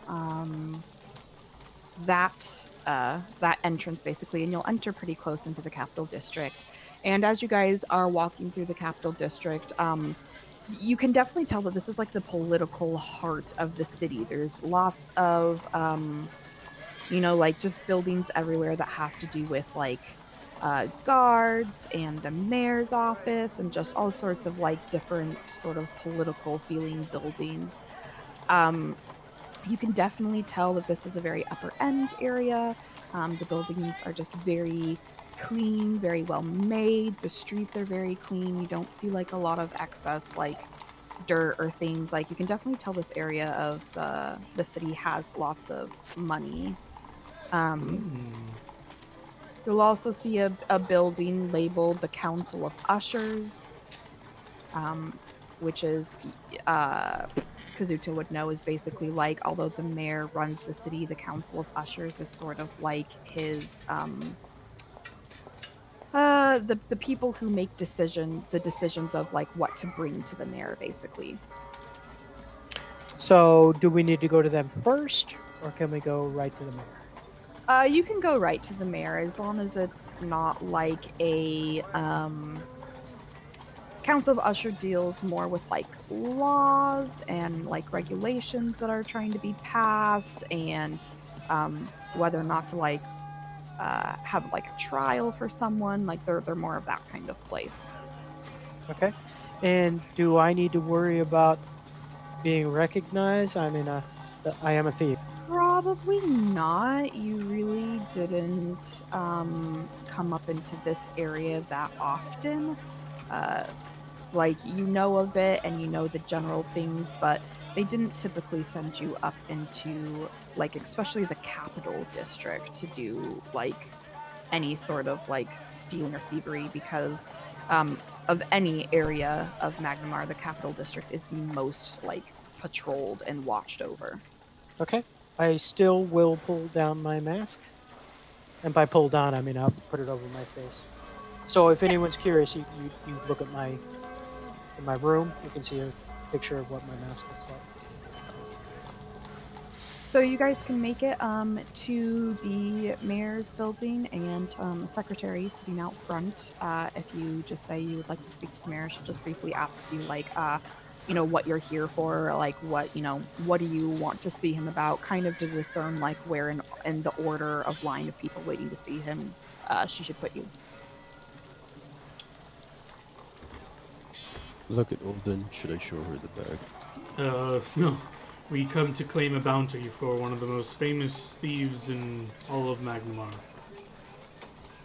She'll look at you like super surprised and be like, "Oh, yes, I'll get you right in. Just give me like 5 minutes. Go sit, and I'll let the mayor know why you're." Excellent. Right. Shiv, Red Shiv. Shaz, Red Shiv. So she'll come out like a few minutes later and come up to you guys and just ask you to, please follow her, and she'll kind of escort you back into one of the just farther back into the building, like the private rooms of where the mayor actually like sees. Okay. So I also gotta say that head's probably starting to stink. Yes. We put kitty litter over the top of it. Kazuto yeah. is offended for you. So she'll bring you into a room, and you'll see a man sitting across from you. I don't think I have a handout for him, but let me. So Kazuto is going to pull Ulden aside as we're walking back there and saying, I'm sure you understand, but a person in my line of work does not like to be into the spotlight, so I will probably not be doing a lot of It's fine. Not to worry.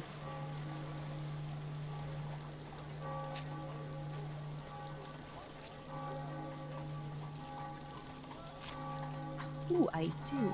Nice. Heel looker. Hold the nail. Oh. Good grief. It reminds me of the Sontarans from Doctor Who. So, the Lord Mayor is very paunching. You'll get kind of an air of self-serving around him. You can really tell from his office that he's really into, like, his own comforts. Like, it's just a very lavish office. Kazuto will let you know that he's been the mayor here for many years. And he kind of has the reputation for half-heartedly handling the immediate needs of the city, kind of being indifferent to settling the matters relating to like city funds. He just kind of has like the air of like when something's really important, he like half-heartedly gets to it and handles it, the things that need to be dealt with immediately, and everything else he's just very like he just doesn't show as much concern for. He doesn't handle it as soon as you would think he should.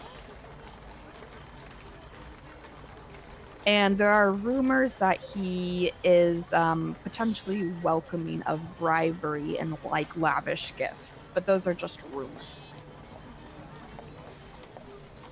Well, we have a lavish gift for him. So yeah, wait. So how do we know these rumors? Is this just like what Kazuto has told us before we got in here?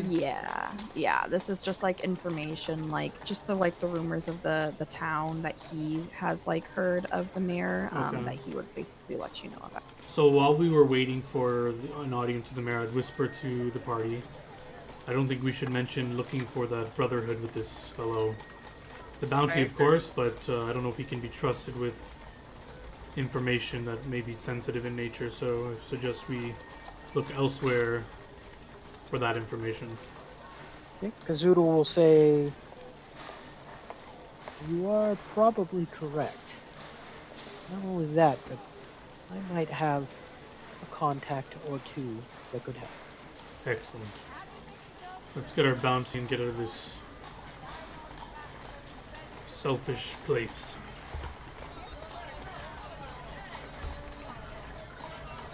Yeah, so you guys can enter his office now. He's kind of sitting across from you, and he goes, "Ah, I hear you claim to have slain one of our most notorious thieves."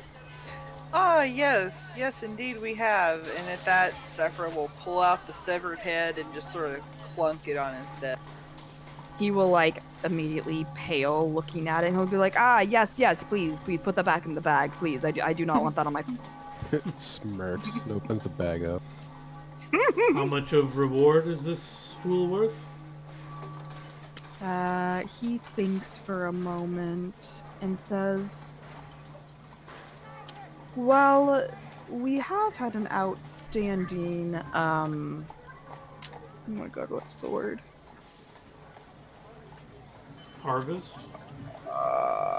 No, like, I'm Economy? trying to think of, Bounty? yeah, there we go. I'm like, my brain is like not functioning today. Yes, we have an outstanding bounty on him. I believe it was for 500 gold pieces. I can offer you that. Sorry, how much?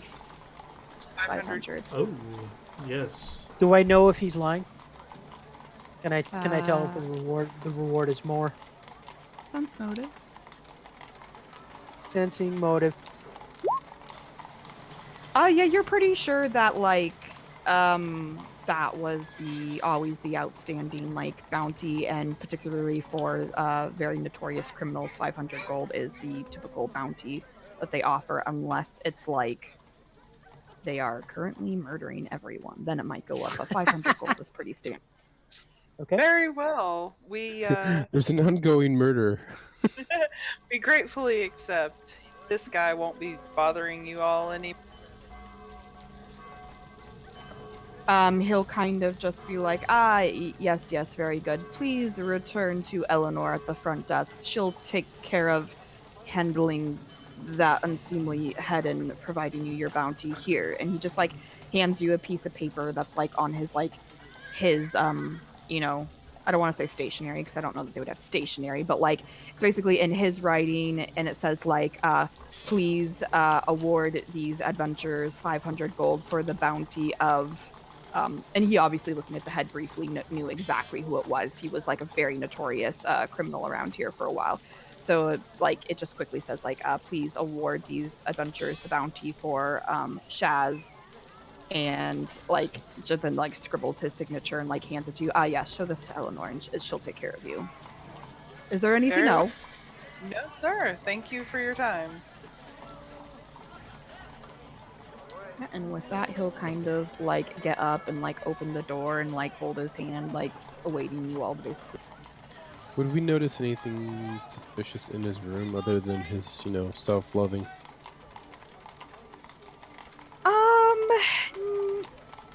me was the 16 for that? That was when we were walking into the building. Okay, I'll let you make another perception check. Yay. One better.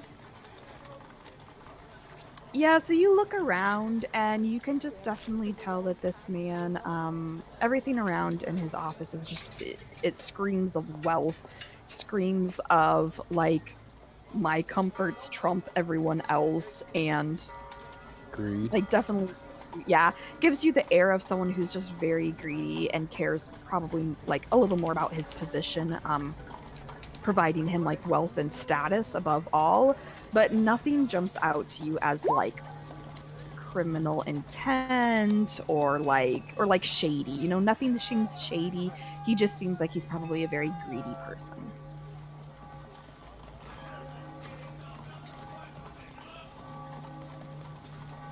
But he's definitely got expensive stuff in his room. Oh yeah, very. Okay. Everything seems like very expensive. All right. Well, I take the paper to Eleanor and the head.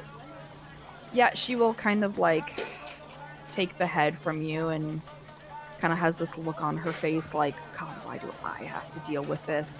And she'll like go kind of set it in like a different room, and then as she walks back out, she will have like a rather large sack of coins for you guys and hand them to you. Thank you, Eleanor. I'm sorry for all the trouble. I hope that that's not too big of a mess. She'll like give you a weak smile and be like, "Oh no, don't worry, it's fine. I'm used to dealing with this kind of stuff." I nod and I wish her a good day. Turn to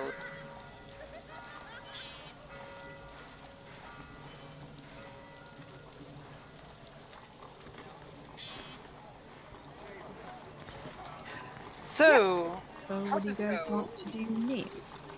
You know of a good place that we can stay while we're in town?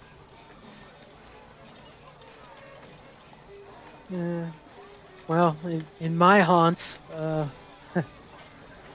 mostly poor people. I have no objection to poor people. My family are farmers. I mean, do I know of a pretty solid place to stay? Doesn't have to be, Yeah, upper so you class, but would've- I don't want it to have like, you rotten fish on the Mhm. ground. You would know that there are like a few inns you could stay in probably let's see, like the Alabaster district, which would be the most high end, which is going to be like the closest to you at the moment. It would be up here. This is where you would get like the most high end sort of inns.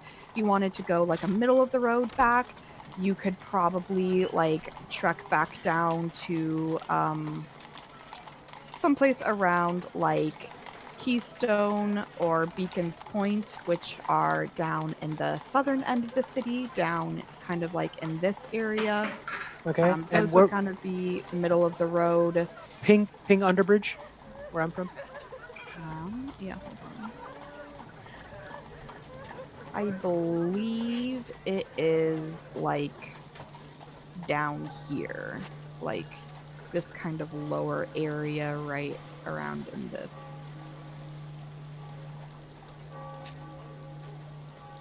But I didn't see you ping. Are you not seeing my pings? There it goes. Huh? I saw the other pings. Oh wow. Okay, that's not where I was thinking at all. Underbridge is literally No, under the I bridge. get it. I get it now. Under the bridge, right? Yeah, so technically it's literally more like directly underneath the Ire span, and it's just difficult to actually like. So it here. basically showing right here. Yeah, that area. So basically Underbridge, yeah, is down here, which is the area literally below the Ire span, so you So, can't actually see it right- on the main. Right here. This is a road up to the upper section. Mm-hmm. Yeah. And is there a place we could stay somewhere around here? I would like to be as close to Underbridge, but not actually in Underbridge, because I imagine it's a very seedy part of town. So the capital district doesn't really have a lot of like inns. You would probably have to venture up into like the Alabaster district, which would be farther north, but you would be able to find an inn like, right around this area. Okay, and that's just down the road from the mayor's. From what I can see, there's a big giant. So Yeah. again, if the map is flipped, I'm not going to But do that's directions. But I tell them, also so the Alabaster district you would also know is like it's the most high end. It's like the Okay, so- elite area. pretty expensive. Yeah, it'd probably be about 2 gold a night per person or per room. So I tell them I can take them someplace. What do the natives call the lower area? That Um, downside. But I just make something up. I can take you someplace downside. I can't really tell them where it is, or I can take you someplace upside. The difference in price is going to be significant. Which would you like? Is there a place downside that would be trust? Of course. As long as it's trustworthy and a safe place, I have no objections. I'm not fussed with staying in a very nice accommodation. Okay, so I'm pinging the map. You said there were places around here.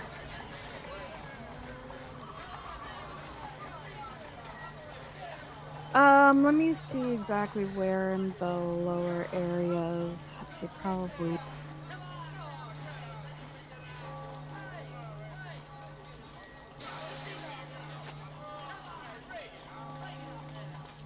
on, I'm just checking some of these areas real fast to see exactly where they would have things. Oh, that's cool. They actually have a cutout of the area underneath the bridge. Yep. Yeah, so you would be able to find some place down there to find an inn. They'd probably be you'd probably be looking at like 50 silver a room down there. Okay. I relay that to the party. We can get rooms down there for 50-ish silver a night, and they're clean, and fairly solid and trustworthy. I think that sounds like it fits the bill. Let's do it. Sounds okay. Okay, I say allow me, and I will take them.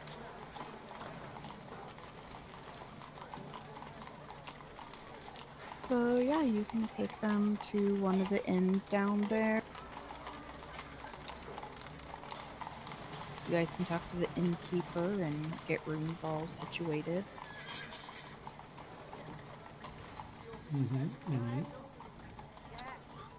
What do they charge for putting up the donkey? Right, we have a wagon and 2 donkeys. Yeah, they have like a small stable area that you can kind of like leave your wagon behind the inn, and the donkeys can graze in their stables, and they'll basically say it's just like an extra 50 silver for like the entirety of your stay to have the donkeys in there.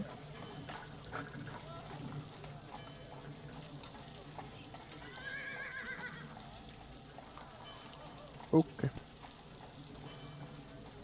That's fine. Okay, so Are we using the party sheet for that? Yeah, we should.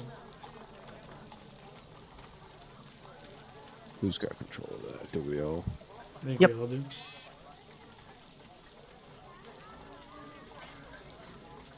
So I'm going to add 120 of gold off of my sheet onto the wagon. We didn't have a fund in here of any money. No, You when guys I was hadn't doing it before. Yeah, you guys hadn't officially started a party sheet, like a wagon party sheet, until like literally this week. You were asking to make one so like you could put some of the things he wouldn't be taking from glitter basically onto it. So that has been a relatively new thing that just started up for you guys in terms of like we know you had the wagon and you like designated things that were on the wagon, but you didn't have a sheet for a party fund yet. So Ulden would suggest the 500 bounty we would put into a group fund. To start off our We can group do fund. that. I had already added it to my character sheet, but Yeah, I so did I, but I'm going to take it out. yeah. Well, the thing is don't split that with me. Yeah, that's Kazuto wasn't fine. there. But he's part of our party now. Well, okay, Kazuto, so you helped guide us here. You can have your share of the bounty. Glitter would have wanted you to have it. Put it to the communal funds. I lean over to Kazuto and tell him he thinks everything's cute.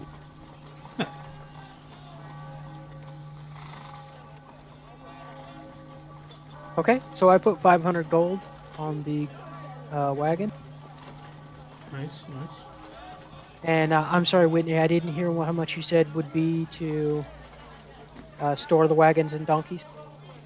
So it's 50 silver a night per room, and to put something up in the stables, they just charge like 50 silver flat for having something in the stables. It's not per night; it's just like a flat fee to put something into the stable.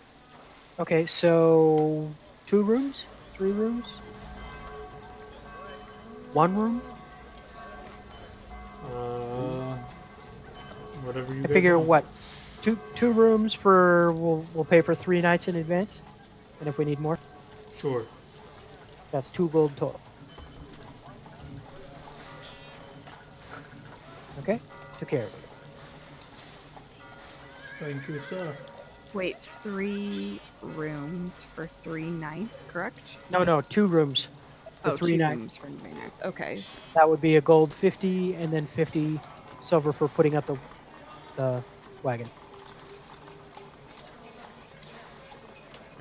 Wait, I'm confused. How many rooms? How many nights? Sephra and Marco share a room. So you're getting 2 rooms. Oh no, you're right. That's So incorrect. that's a gold a night just for the rooms. So if you're doing 3 nights in advance, that's 3 gold just for the rooms, and then 50 silver for the donkeys. So you'd be at 350 total. Got See, it. he's already trying to be shady. Ulden was right. I am what I am.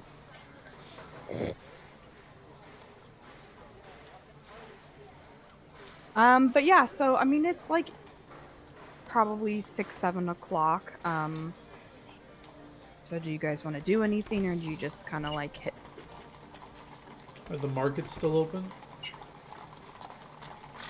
The markets would probably close like around 7 to 8, so they'll be open for like a tiny bit. Not a super long time though, so you would have to, if there was anything you wanted to do, you'd kind of have to figure out where you wanted to go and like go straight there and do whatever you're doing. Like you wouldn't have a lot of time to just sort of like look around. Yeah, I just want to buy another platinum ring. Yeah, you could, if you wanted to, you could ask the innkeeper, and she will direct you to the closest store that would sell like basic jewelry. Okay, yeah, I go there and I buy one.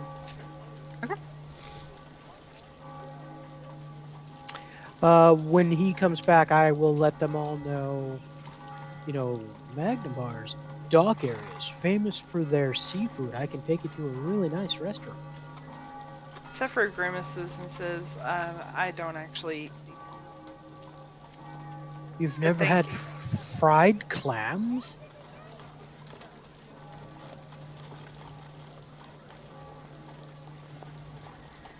You know, I did when I was little. I just don't really care for seafood.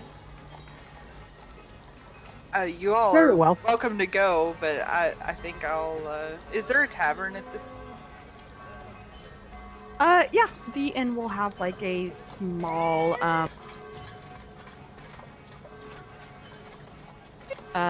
kind of like bar restaurant that sells like very low end not like super low, like dingy, but it's not very like cloud. Yeah. Mm. I think I will dine here, but you all are welcome to go.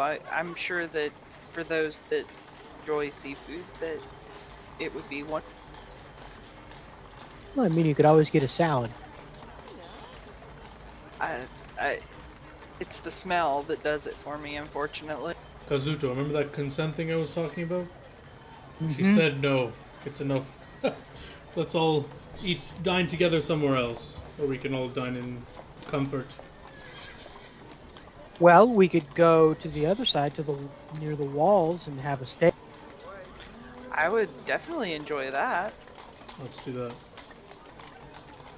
Okay, I will take them to the restaurant area near the walls, and we'll all get a steak. So I pull out a fine vintage wine to go with our. Oh my god, I forgot you had those. There's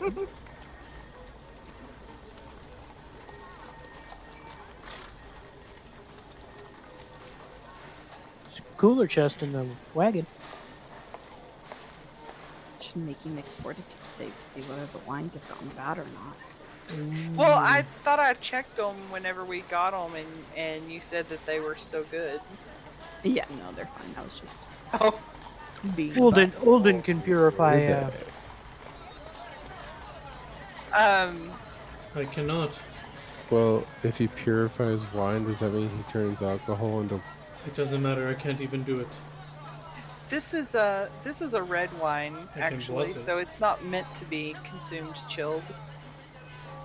Ooh. Goes very well with steak. Zephyr, I didn't know you were a wine connoisseur. I'm Mar- like I'm I'm an very- alcohol connoisseur. exactly what I was gonna say. After hearing Surfer say that, he grabs the bottle and pours some over his. Jeez. All right, so y'all are eating, Mhm. and then okay. How much is the dinner? Just so I can. You can get like a fancy like 3-course plus meal for a gold, or something simpler for like the most simple things would be like 10 silver. Standard meal would be like 20 silver, or like the full shebang, like full course meal, appetizers, dessert, yada yada, for a gold. Definitely going the gold route.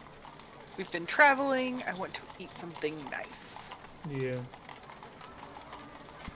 Yeah, let's just show up in town and just start showing off, eating everything we can. Just don't let that mayor's attitude rub off on anyone. But yes, we deserve a nice night out after all our troubles. So Kazuto, were you born here in Magnamar? Kazuto's ordering his food.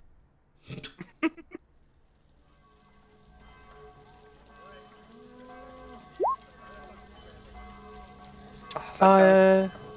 No, I was born on the continent of Tian Sha, in a province called Tianmin. Oh, I see.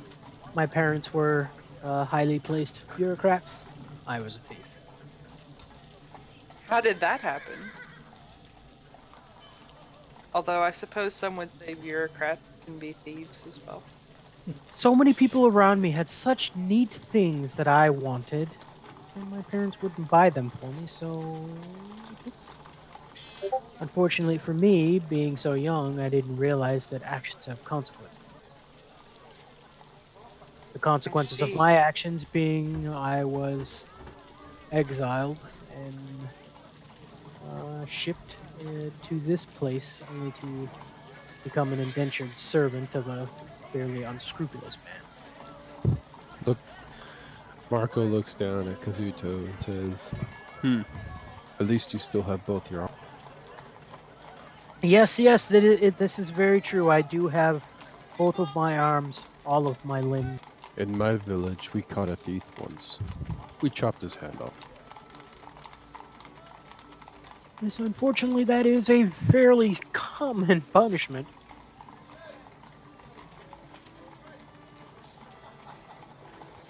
Of course, what he was doing with those girls' undergarments, nobody knows. What? He had a panty thief. Jeez.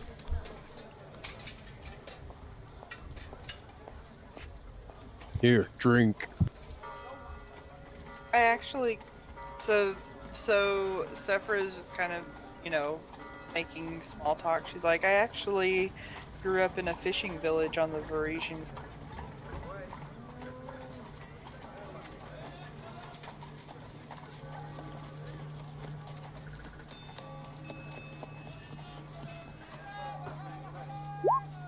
Oh, interesting. So, you grew up in a fishing village, but you don't care for, or you do not care for fish.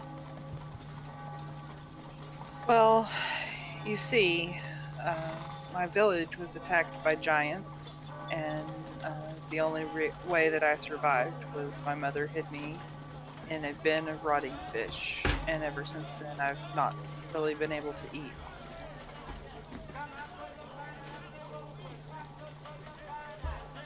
Quite unsettling. Yes, sorry, I know it's sort of an uncomfortable topic for dinner, but happily I was adopted by some farmers, and May I ask you a question? yes, certainly. If you have rotting fish, why do you put them in a bin? For chum, to chum the waters. Ah, yes.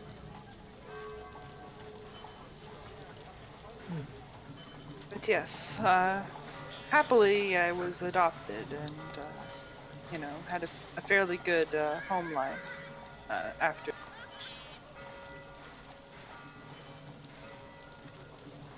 Good home life, unpleasant memories. Indeed, and she'll take a kind of big drink of wine.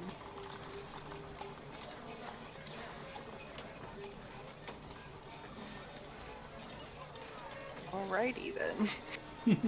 Right, not an uncomfortable silence at all. Yeah. Nudges Olden. Yes, Olden, tell us all about your childhood. There's not much to tell. I was born in the Red Mountains, and they did not appreciate my gifts as an oracle, so I felt it was my time to leave. You should always go where you're wanted and celebrated for who you are. Mm-hmm.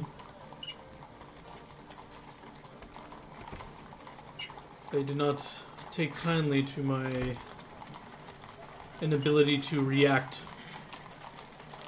Although I see the trouble coming, I cannot, as you've all seen, I cannot act right away. As you may know, some people are not forgiving to those with unfamiliar disabilities to them. Indeed. But wouldn't your positive abilities make up for this?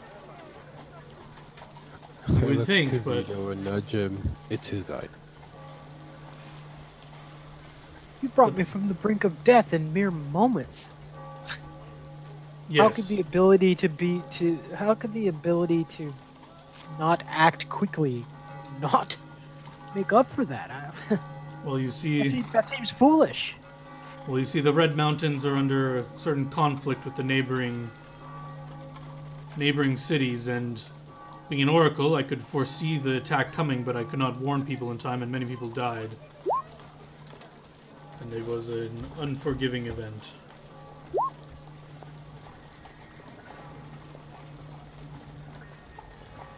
Forgive me for saying, but what a bunch of fools. Yes, the people of the Red Mountains are not the most rational. Indeed, they've missed out on knowing a great person.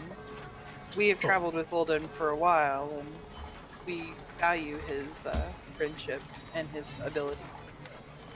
You all are too kind. Provincial villages seem to breed idiocy. If a man chops a tree down and the tree falls on you, you don't blame the tree. Do not blame the tree. Unless, of course, it's a treant. Kazuto laughs a little. Or a door. Well, I say, Kazuto, you may not know him, but I suggest we make a toast to our old comrade Glitter. He helped us through many of combats, and we did not get to part ways on the most favorable conditions, so I'll raise my glass and say this one's for Glitter. Zephyr says to Glitter, may he be safe wherever he is. Yes, Kazuto yes. raises his glass and says, "To the man who carved his name in the side of the way." Yeah, we'll drink up and then I think head off to bed after that. Yeah. So Kazuto will buy a round of sake because he sees Sephra hitting the wine pretty hard. He'll buy a shot of sake and say, "This is a drink from your homeland. It's called sake." Ooh. And it comes in such a small little cup. It must be very strong. No, it goes down quite smooth. Although, if you're sensing motive, he is obviously lying. At this point, she's had enough wine that she's not even trying to sense motive. It's like, oh, alcohol, yes. And she takes it and downs it like in one, hit. He pours a shot for the other two also. He says, "Drink. You'll like it." So it kind of takes her breath away, and she's like, whoa. Marco takes the shot and goes,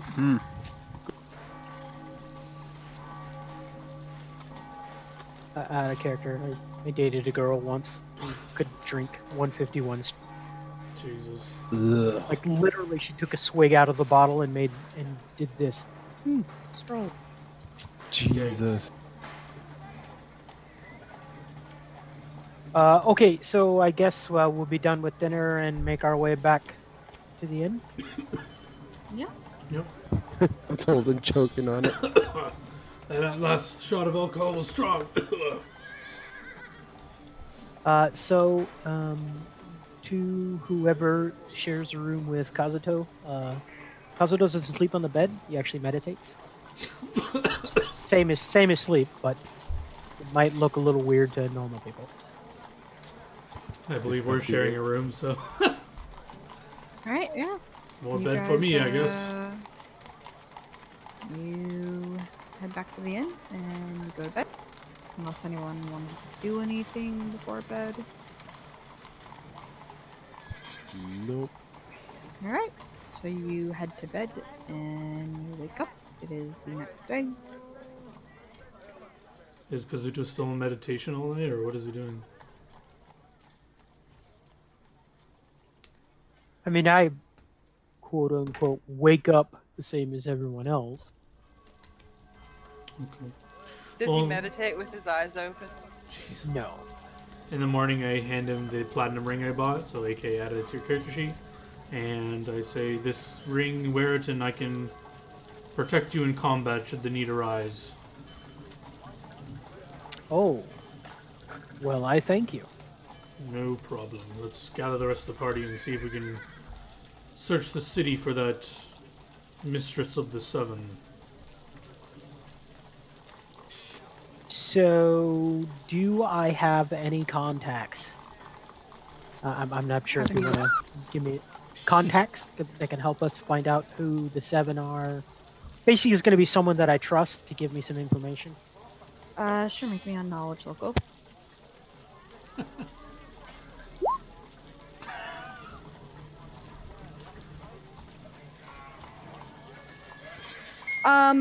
So I mean, have you guys discussed exactly what you're wanting to look for, or are you just literally trying to figure out if you have knowledge on the seven? I would suggest we look in the more unsavory parts of town. Maybe like not so obvious, like all of us are just going around going, "Where are the 7?" Like, make use of our new roguish friend and his like ability to convey things secretly to What the I'm under. getting at is, what are you asking him to specifically, like, we want to find this, or go here, or knowledge on this? Are you only asking him about knowledge on this? I want to know where we can find Aldern Foxglove's like, is there a white pages? Is there something? I want to track that down and see if there's more mentions of the 7. So, with Kazuto's knowledge local, he will be able to tell you exactly where, or like get into contact with his contacts that know exactly who like Aldern Foxglove was, and where his townhouse is. Okay, so is this something you're going to want us to RP, going into my part of town and getting in touch with our contacts? If you want to. Do you want to? I'm basically letting you guys decide. Out of character, my Kazuto is basically going to. He's really taking the fact that he has a life debt to you seriously. So it's kind of like you guys are in charge. Yeah, so I would just at some point want to make use of Kazuto's contacts in the poorer part of the city and see if anyone has like knowledge of these 7, or if like there's any like high mistress criminal that people know about and all this stuff. So the knowledge you'll be able to gather is basically there's no one who knows anything directly about like, oh, the 7, yeah, that's blah blah blah. However, they will tell you exactly where you can find Aldern Foxglove's townhouse, and they will like, you will gather the informations that, although you don't like, there's nothing about like the knowledge like the Brotherhood of the 7. There is knowledge of like a lot of like deaths happening lately. And you'll hear a lot of stories about merchants, politicians, crooked guards, and moneylenders showing up dead. And pretty much all of them, like why these ones are standing out, is their bodies are all mutilated, their faces are all missing, and their chests are all carved with 7 pointed stars. And sorry, these were all found to be like basically bad people, like corrupt guards, corrupt officials. They're just saying stories of merchants, politicians, crooked guards, and moneylenders. Oh, So only the not all guards were necessarily crooked? bad. Oh, Yeah, only the guards were crooked. Like, specifically the guards that were found dead were known to be crooked guards. And then, yeah, so then there's also merchants, politicians, moneylenders. Just a random, like, spree of murders has been happening through Magnamar. And they're all of their deaths are kind of happening in the same way. So, like, when you start talking about the Brotherhood of the 7 and murders, they'll be like, well, I don't know anything about the Brotherhood of the 7, but, like, there have been all these, like, weird murders happening. Would there be someone in town that we could talk to about the markings, kind of like what we did in Sandpoint, and maybe they would know something? Also, you said their chests were carved with what? 7 pointed stars.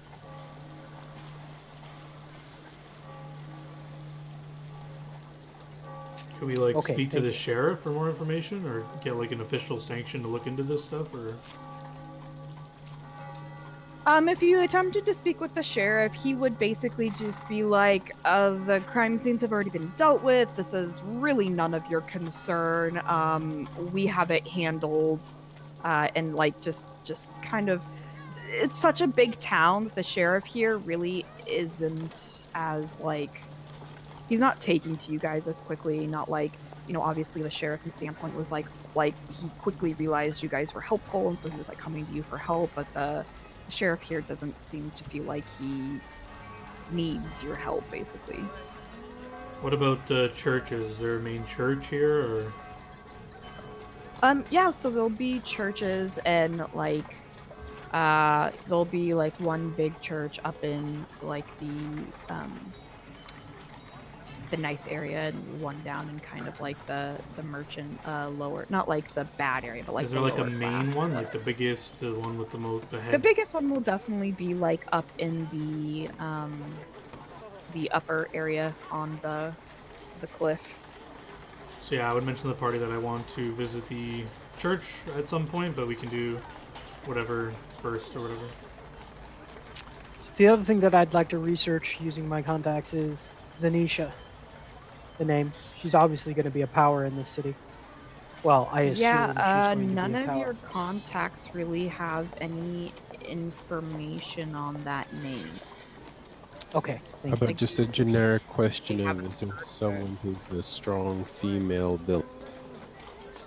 Again, you're hitting a lot of dead ends with that. Like, there's no real like. Other than like the murders being strange, no one like has any mention of any like new powers come into play that they know of, or anything of that sort. Do we think it's worth it to tell the sheriff, is Kazuto asking the rest of the party, that we've run into this before, in Sandpoint, and we've basically traced the origins up here? We're familiar with this. We I we would could be of not help. know. No, And just so you guys know, because Safra did ask and want to know, you did find the location of Aldern Foxglove's townhouse in Magnamar, and it is located up in like the fancier area. I'll ping the map.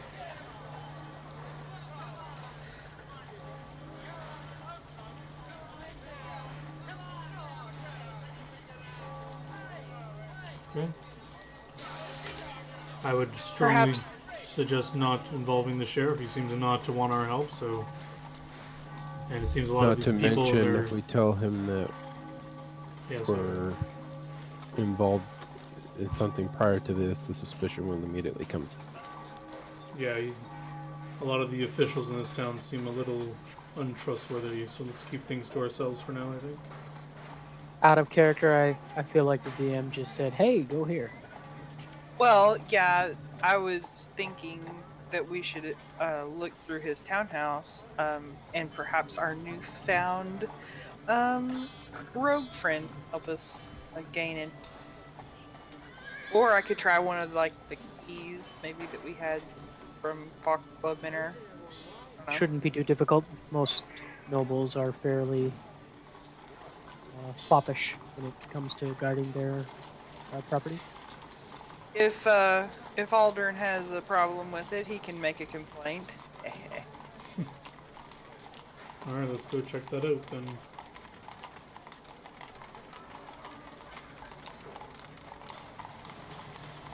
Alright, so we're okay. going. I will lead them to the area that they're talking about.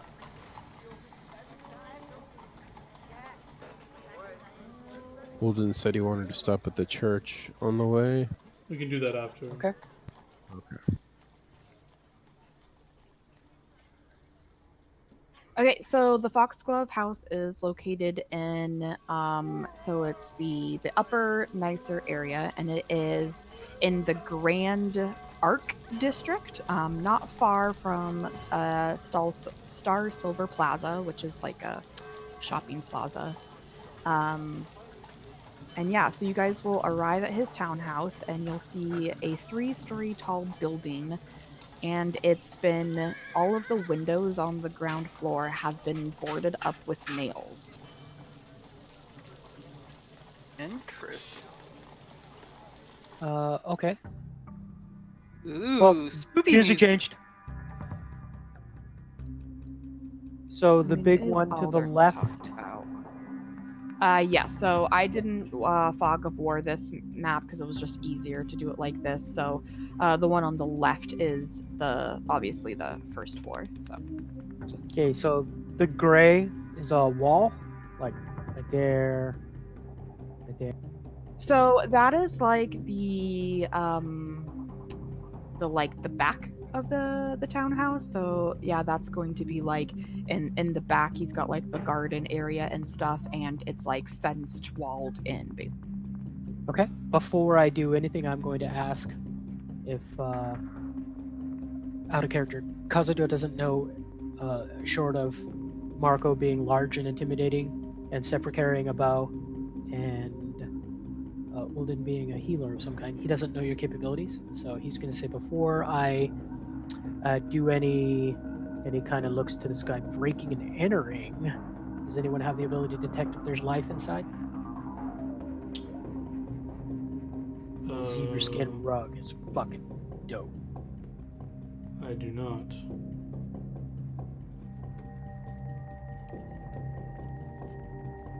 Okay, Could use so dog. like literally, Kazuto gives you a look of disgust, like, what? I mean, we'd know if someone's in there, right? Very true. Okay. I I mean, we will could wait. try the keys first. So Kazuto turns over his wrist, and I have these things called spring-loaded wrist sheaths. And inside the one on the left is a wand. He pulls out a wand and he casts a spell on it. DC is 20, by the way. All right, you succeed. And I am using my spell storing, and I'm casting Mage Armor and storing it. You need me to roll to link that? No, it's fine.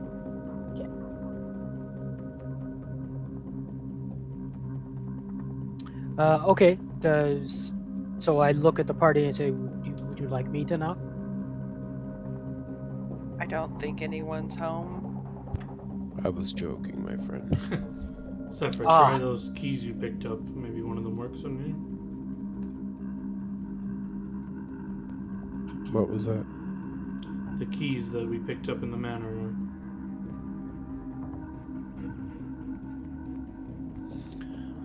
Yes. I guess I could try those first.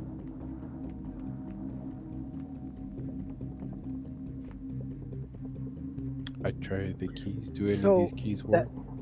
Yes. That's the Oh. incorrect token. What? That's the incorrect token. Can you use this one instead? What the hell? Why is it doing that? I don't know. I just pulled it out from your thing, so obviously from when I changed it, Yep. from when I saved it, you changed it. I did. Heck, we can fix it later. Give me a quick second. Okay.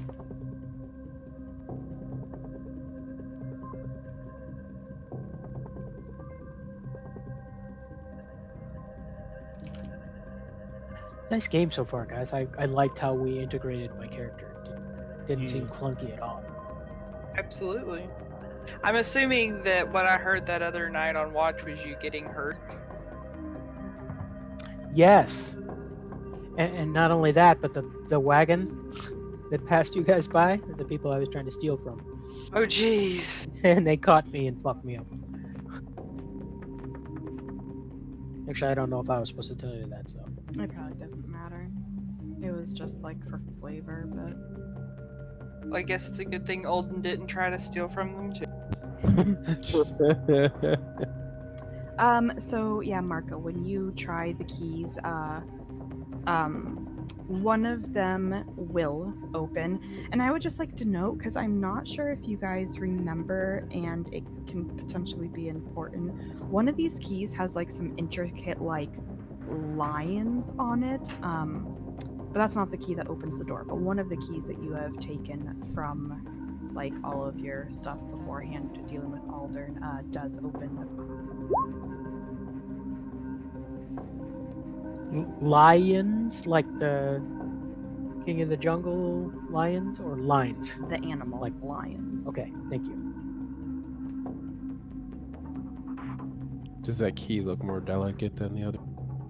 Yeah, kind of. It looks like it's fancier and more intricately made. It seems like it's probably like special for something. I tell Sephra to hold on to that. All right, I will add it to my character sheet. Okay, I push the door slightly open and I will take a look.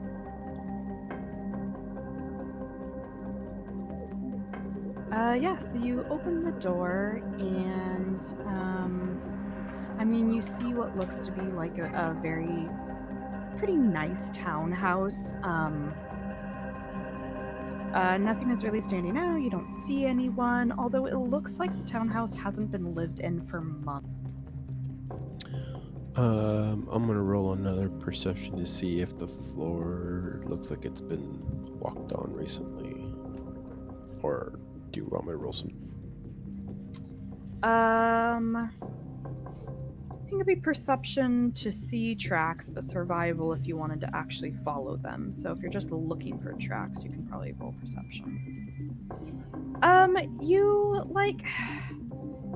You don't see anything that looks like normal tracks to you, although you do see some basically the dust and dirt and grime does seem slightly disturbed on the ground, but it doesn't look like normal tracks to you. Is this map to scale?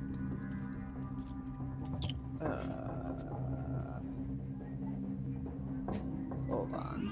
I didn't test that on this one.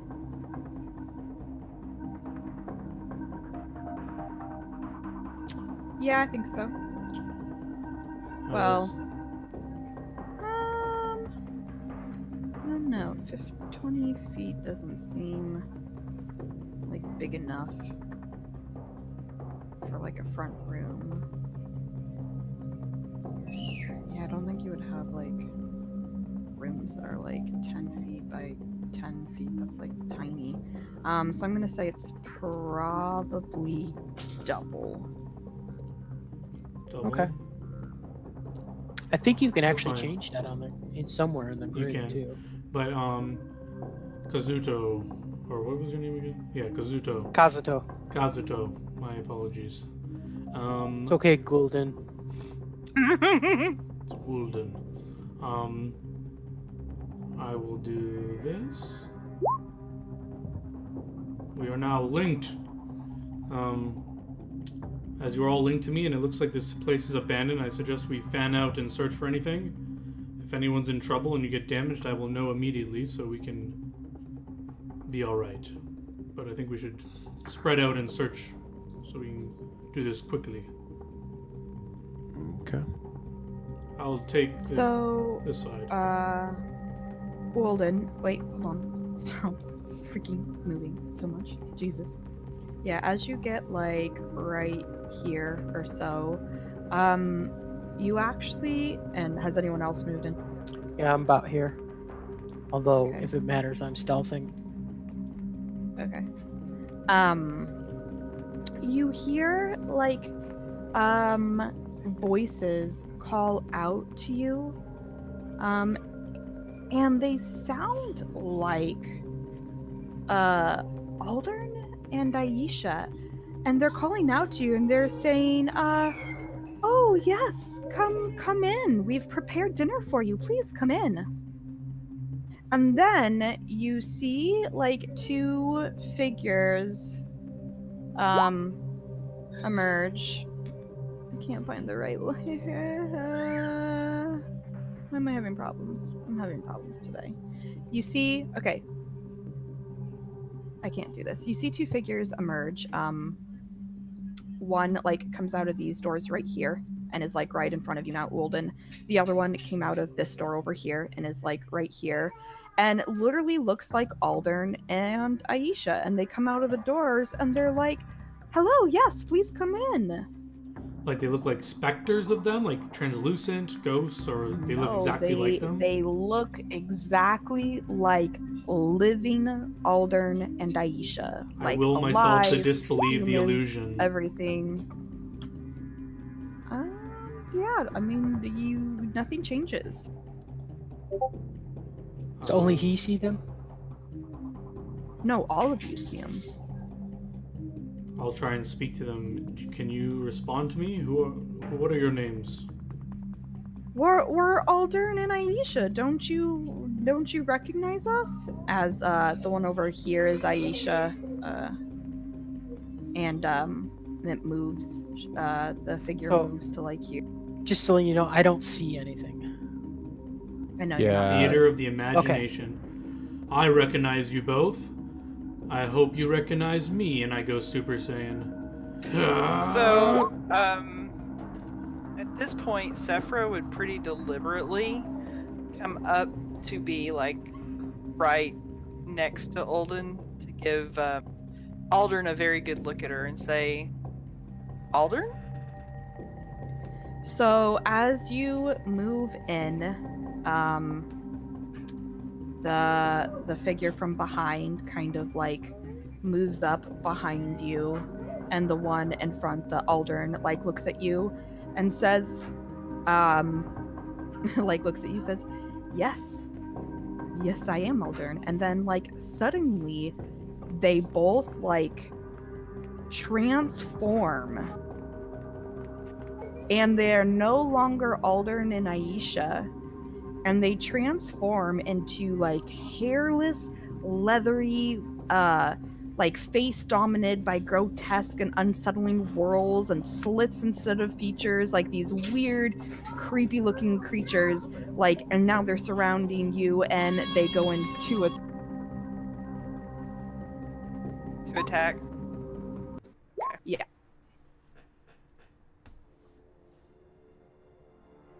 Jesus. Shapeshifters.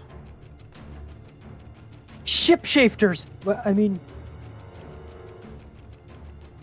You're awfully joking around a lot like our old friend Glitter. I thought you were more serious, Kazuto. look, I have this flower on my chest. Come smell it. Jesus. Okay, so this faceless stalker, well, no, I just told you what they're called, but this creature behind you, Sephra, goes to attack you. I have to figure out how they have this character sheet set up. It attacks you with its longsword. And I thought it said they... Hold on.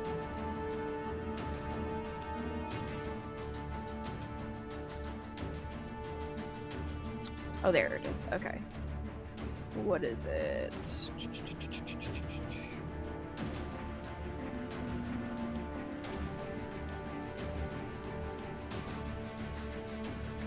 What level are these things? 18. I'm kidding. Oh, I nice. have no idea. Okay. Anyways, let's see if it hits you. So it goes to attack you from behind. Does a 21 hit? Okay, so it's going to do...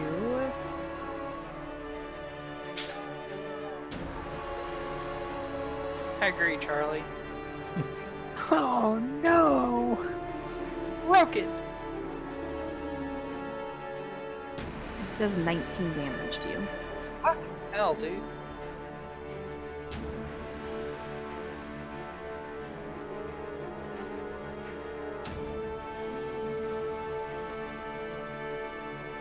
Two nat 20s. What? Her roll, like the Two nat sixes are sixes. green. Oh, she's rolling 3d6. Yeah, two nat 6. Alright, Marco.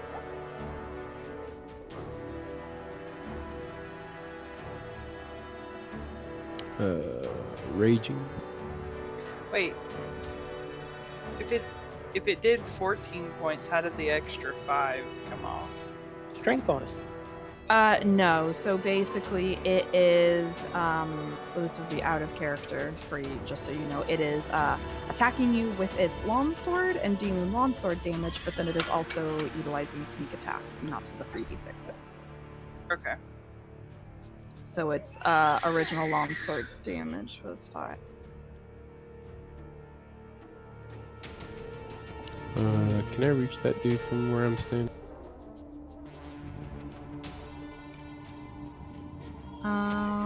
With a reach weapon without.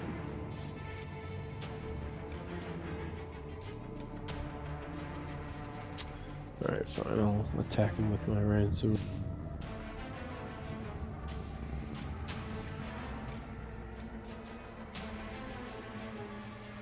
Hold on 1 second.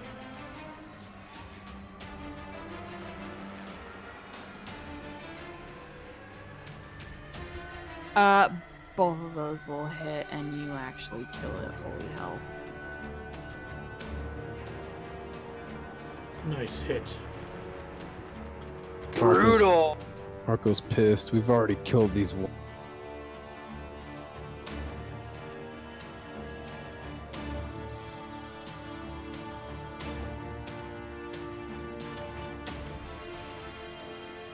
And can I walk up between them, or no?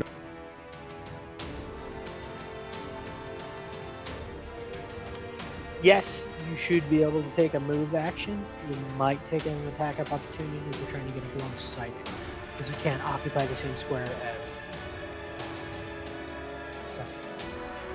I'm trying to Okay, direct it sorry. to text to me.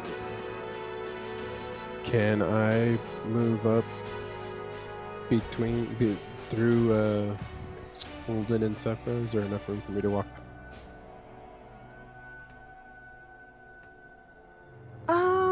Yeah, there would kind of be enough room, because I should have messed with the scaling on this map, but I didn't realize the scaling was so off on it. But yeah, there would sort of be room to be in between them.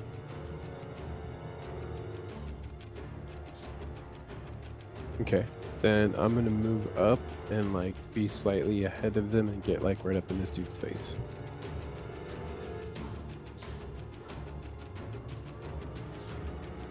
Okay. And I'll take whatever attack it.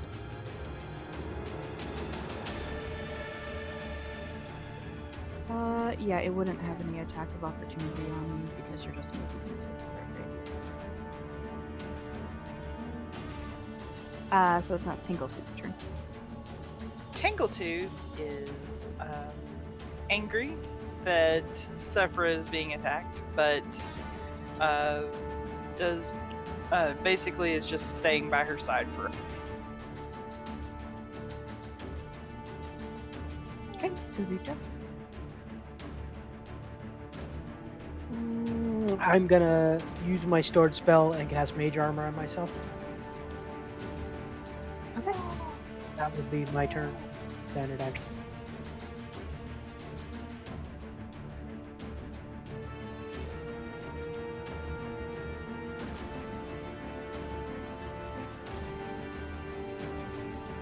Alright, so this thing is gonna go to try to slam you, Marco. Does it? Yes.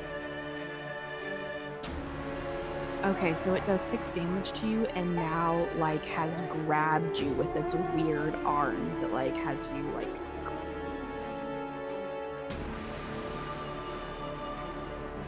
I have to wait till my turn until I roll some. Yeah. Okay.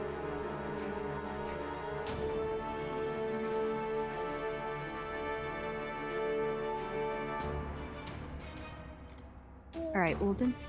Is there any roll I can make to? Are these undead creatures, or are they clearly like living creatures? I mean, you can make me a knowledge religion to discern if it's living or undead. Yeah, you're pretty certain that these creatures, although gross and strange, are living and are not of the undead variety. I added 5 points to my health. Ah, yes.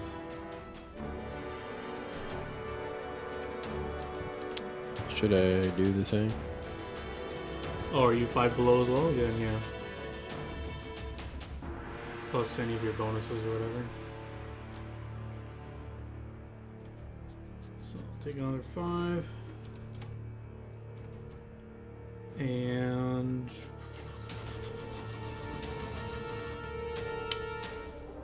I'll move through Sephra. I take an attack of opportunity. No, I'm just kidding. And And as I pass through her, I heal her for 10. And that's my Thank turn. you. All right, so far. Sorry, I was adding my healing damage or healing. Or healing damage. Yeah, healing damage. No. Okay, so I am going to point, or I'm going to target the remaining zombie thing that's not undead but is gross. And I'm going to fire a rapid shot at it.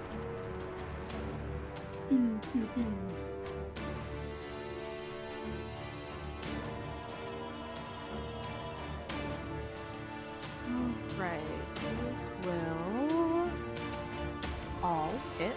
And what we'll do. You have +2 or +1, sorry. with your Yeah. point. Yes, Plus one? point. Yeah. So 10, 19, 29,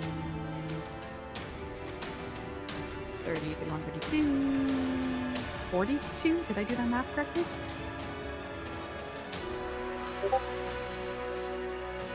I'll say yes because I'm like, I'm sorry, what are we adding up? my 17 and 12 is 29, and 9 is 38. And how much pluses does she have? +1. +1 from point blank. So, yep, you were correct.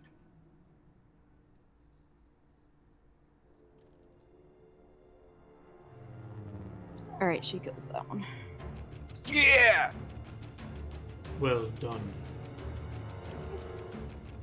Perhaps this place is not uninhabited as you thought.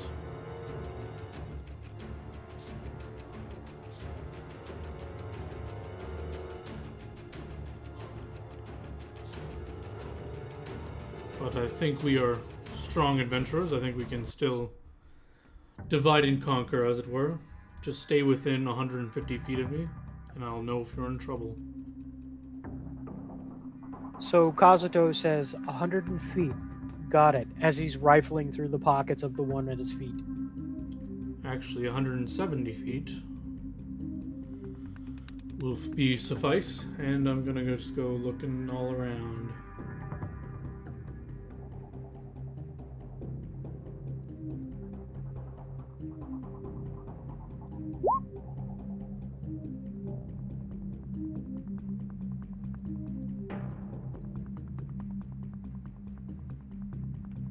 I'm gonna need to go put my kid to bed. She's like super grumpy and upset. Okay, you want to stop here? Here's a good spot to stop. Yeah. We can explore next week. Give her a hug for me.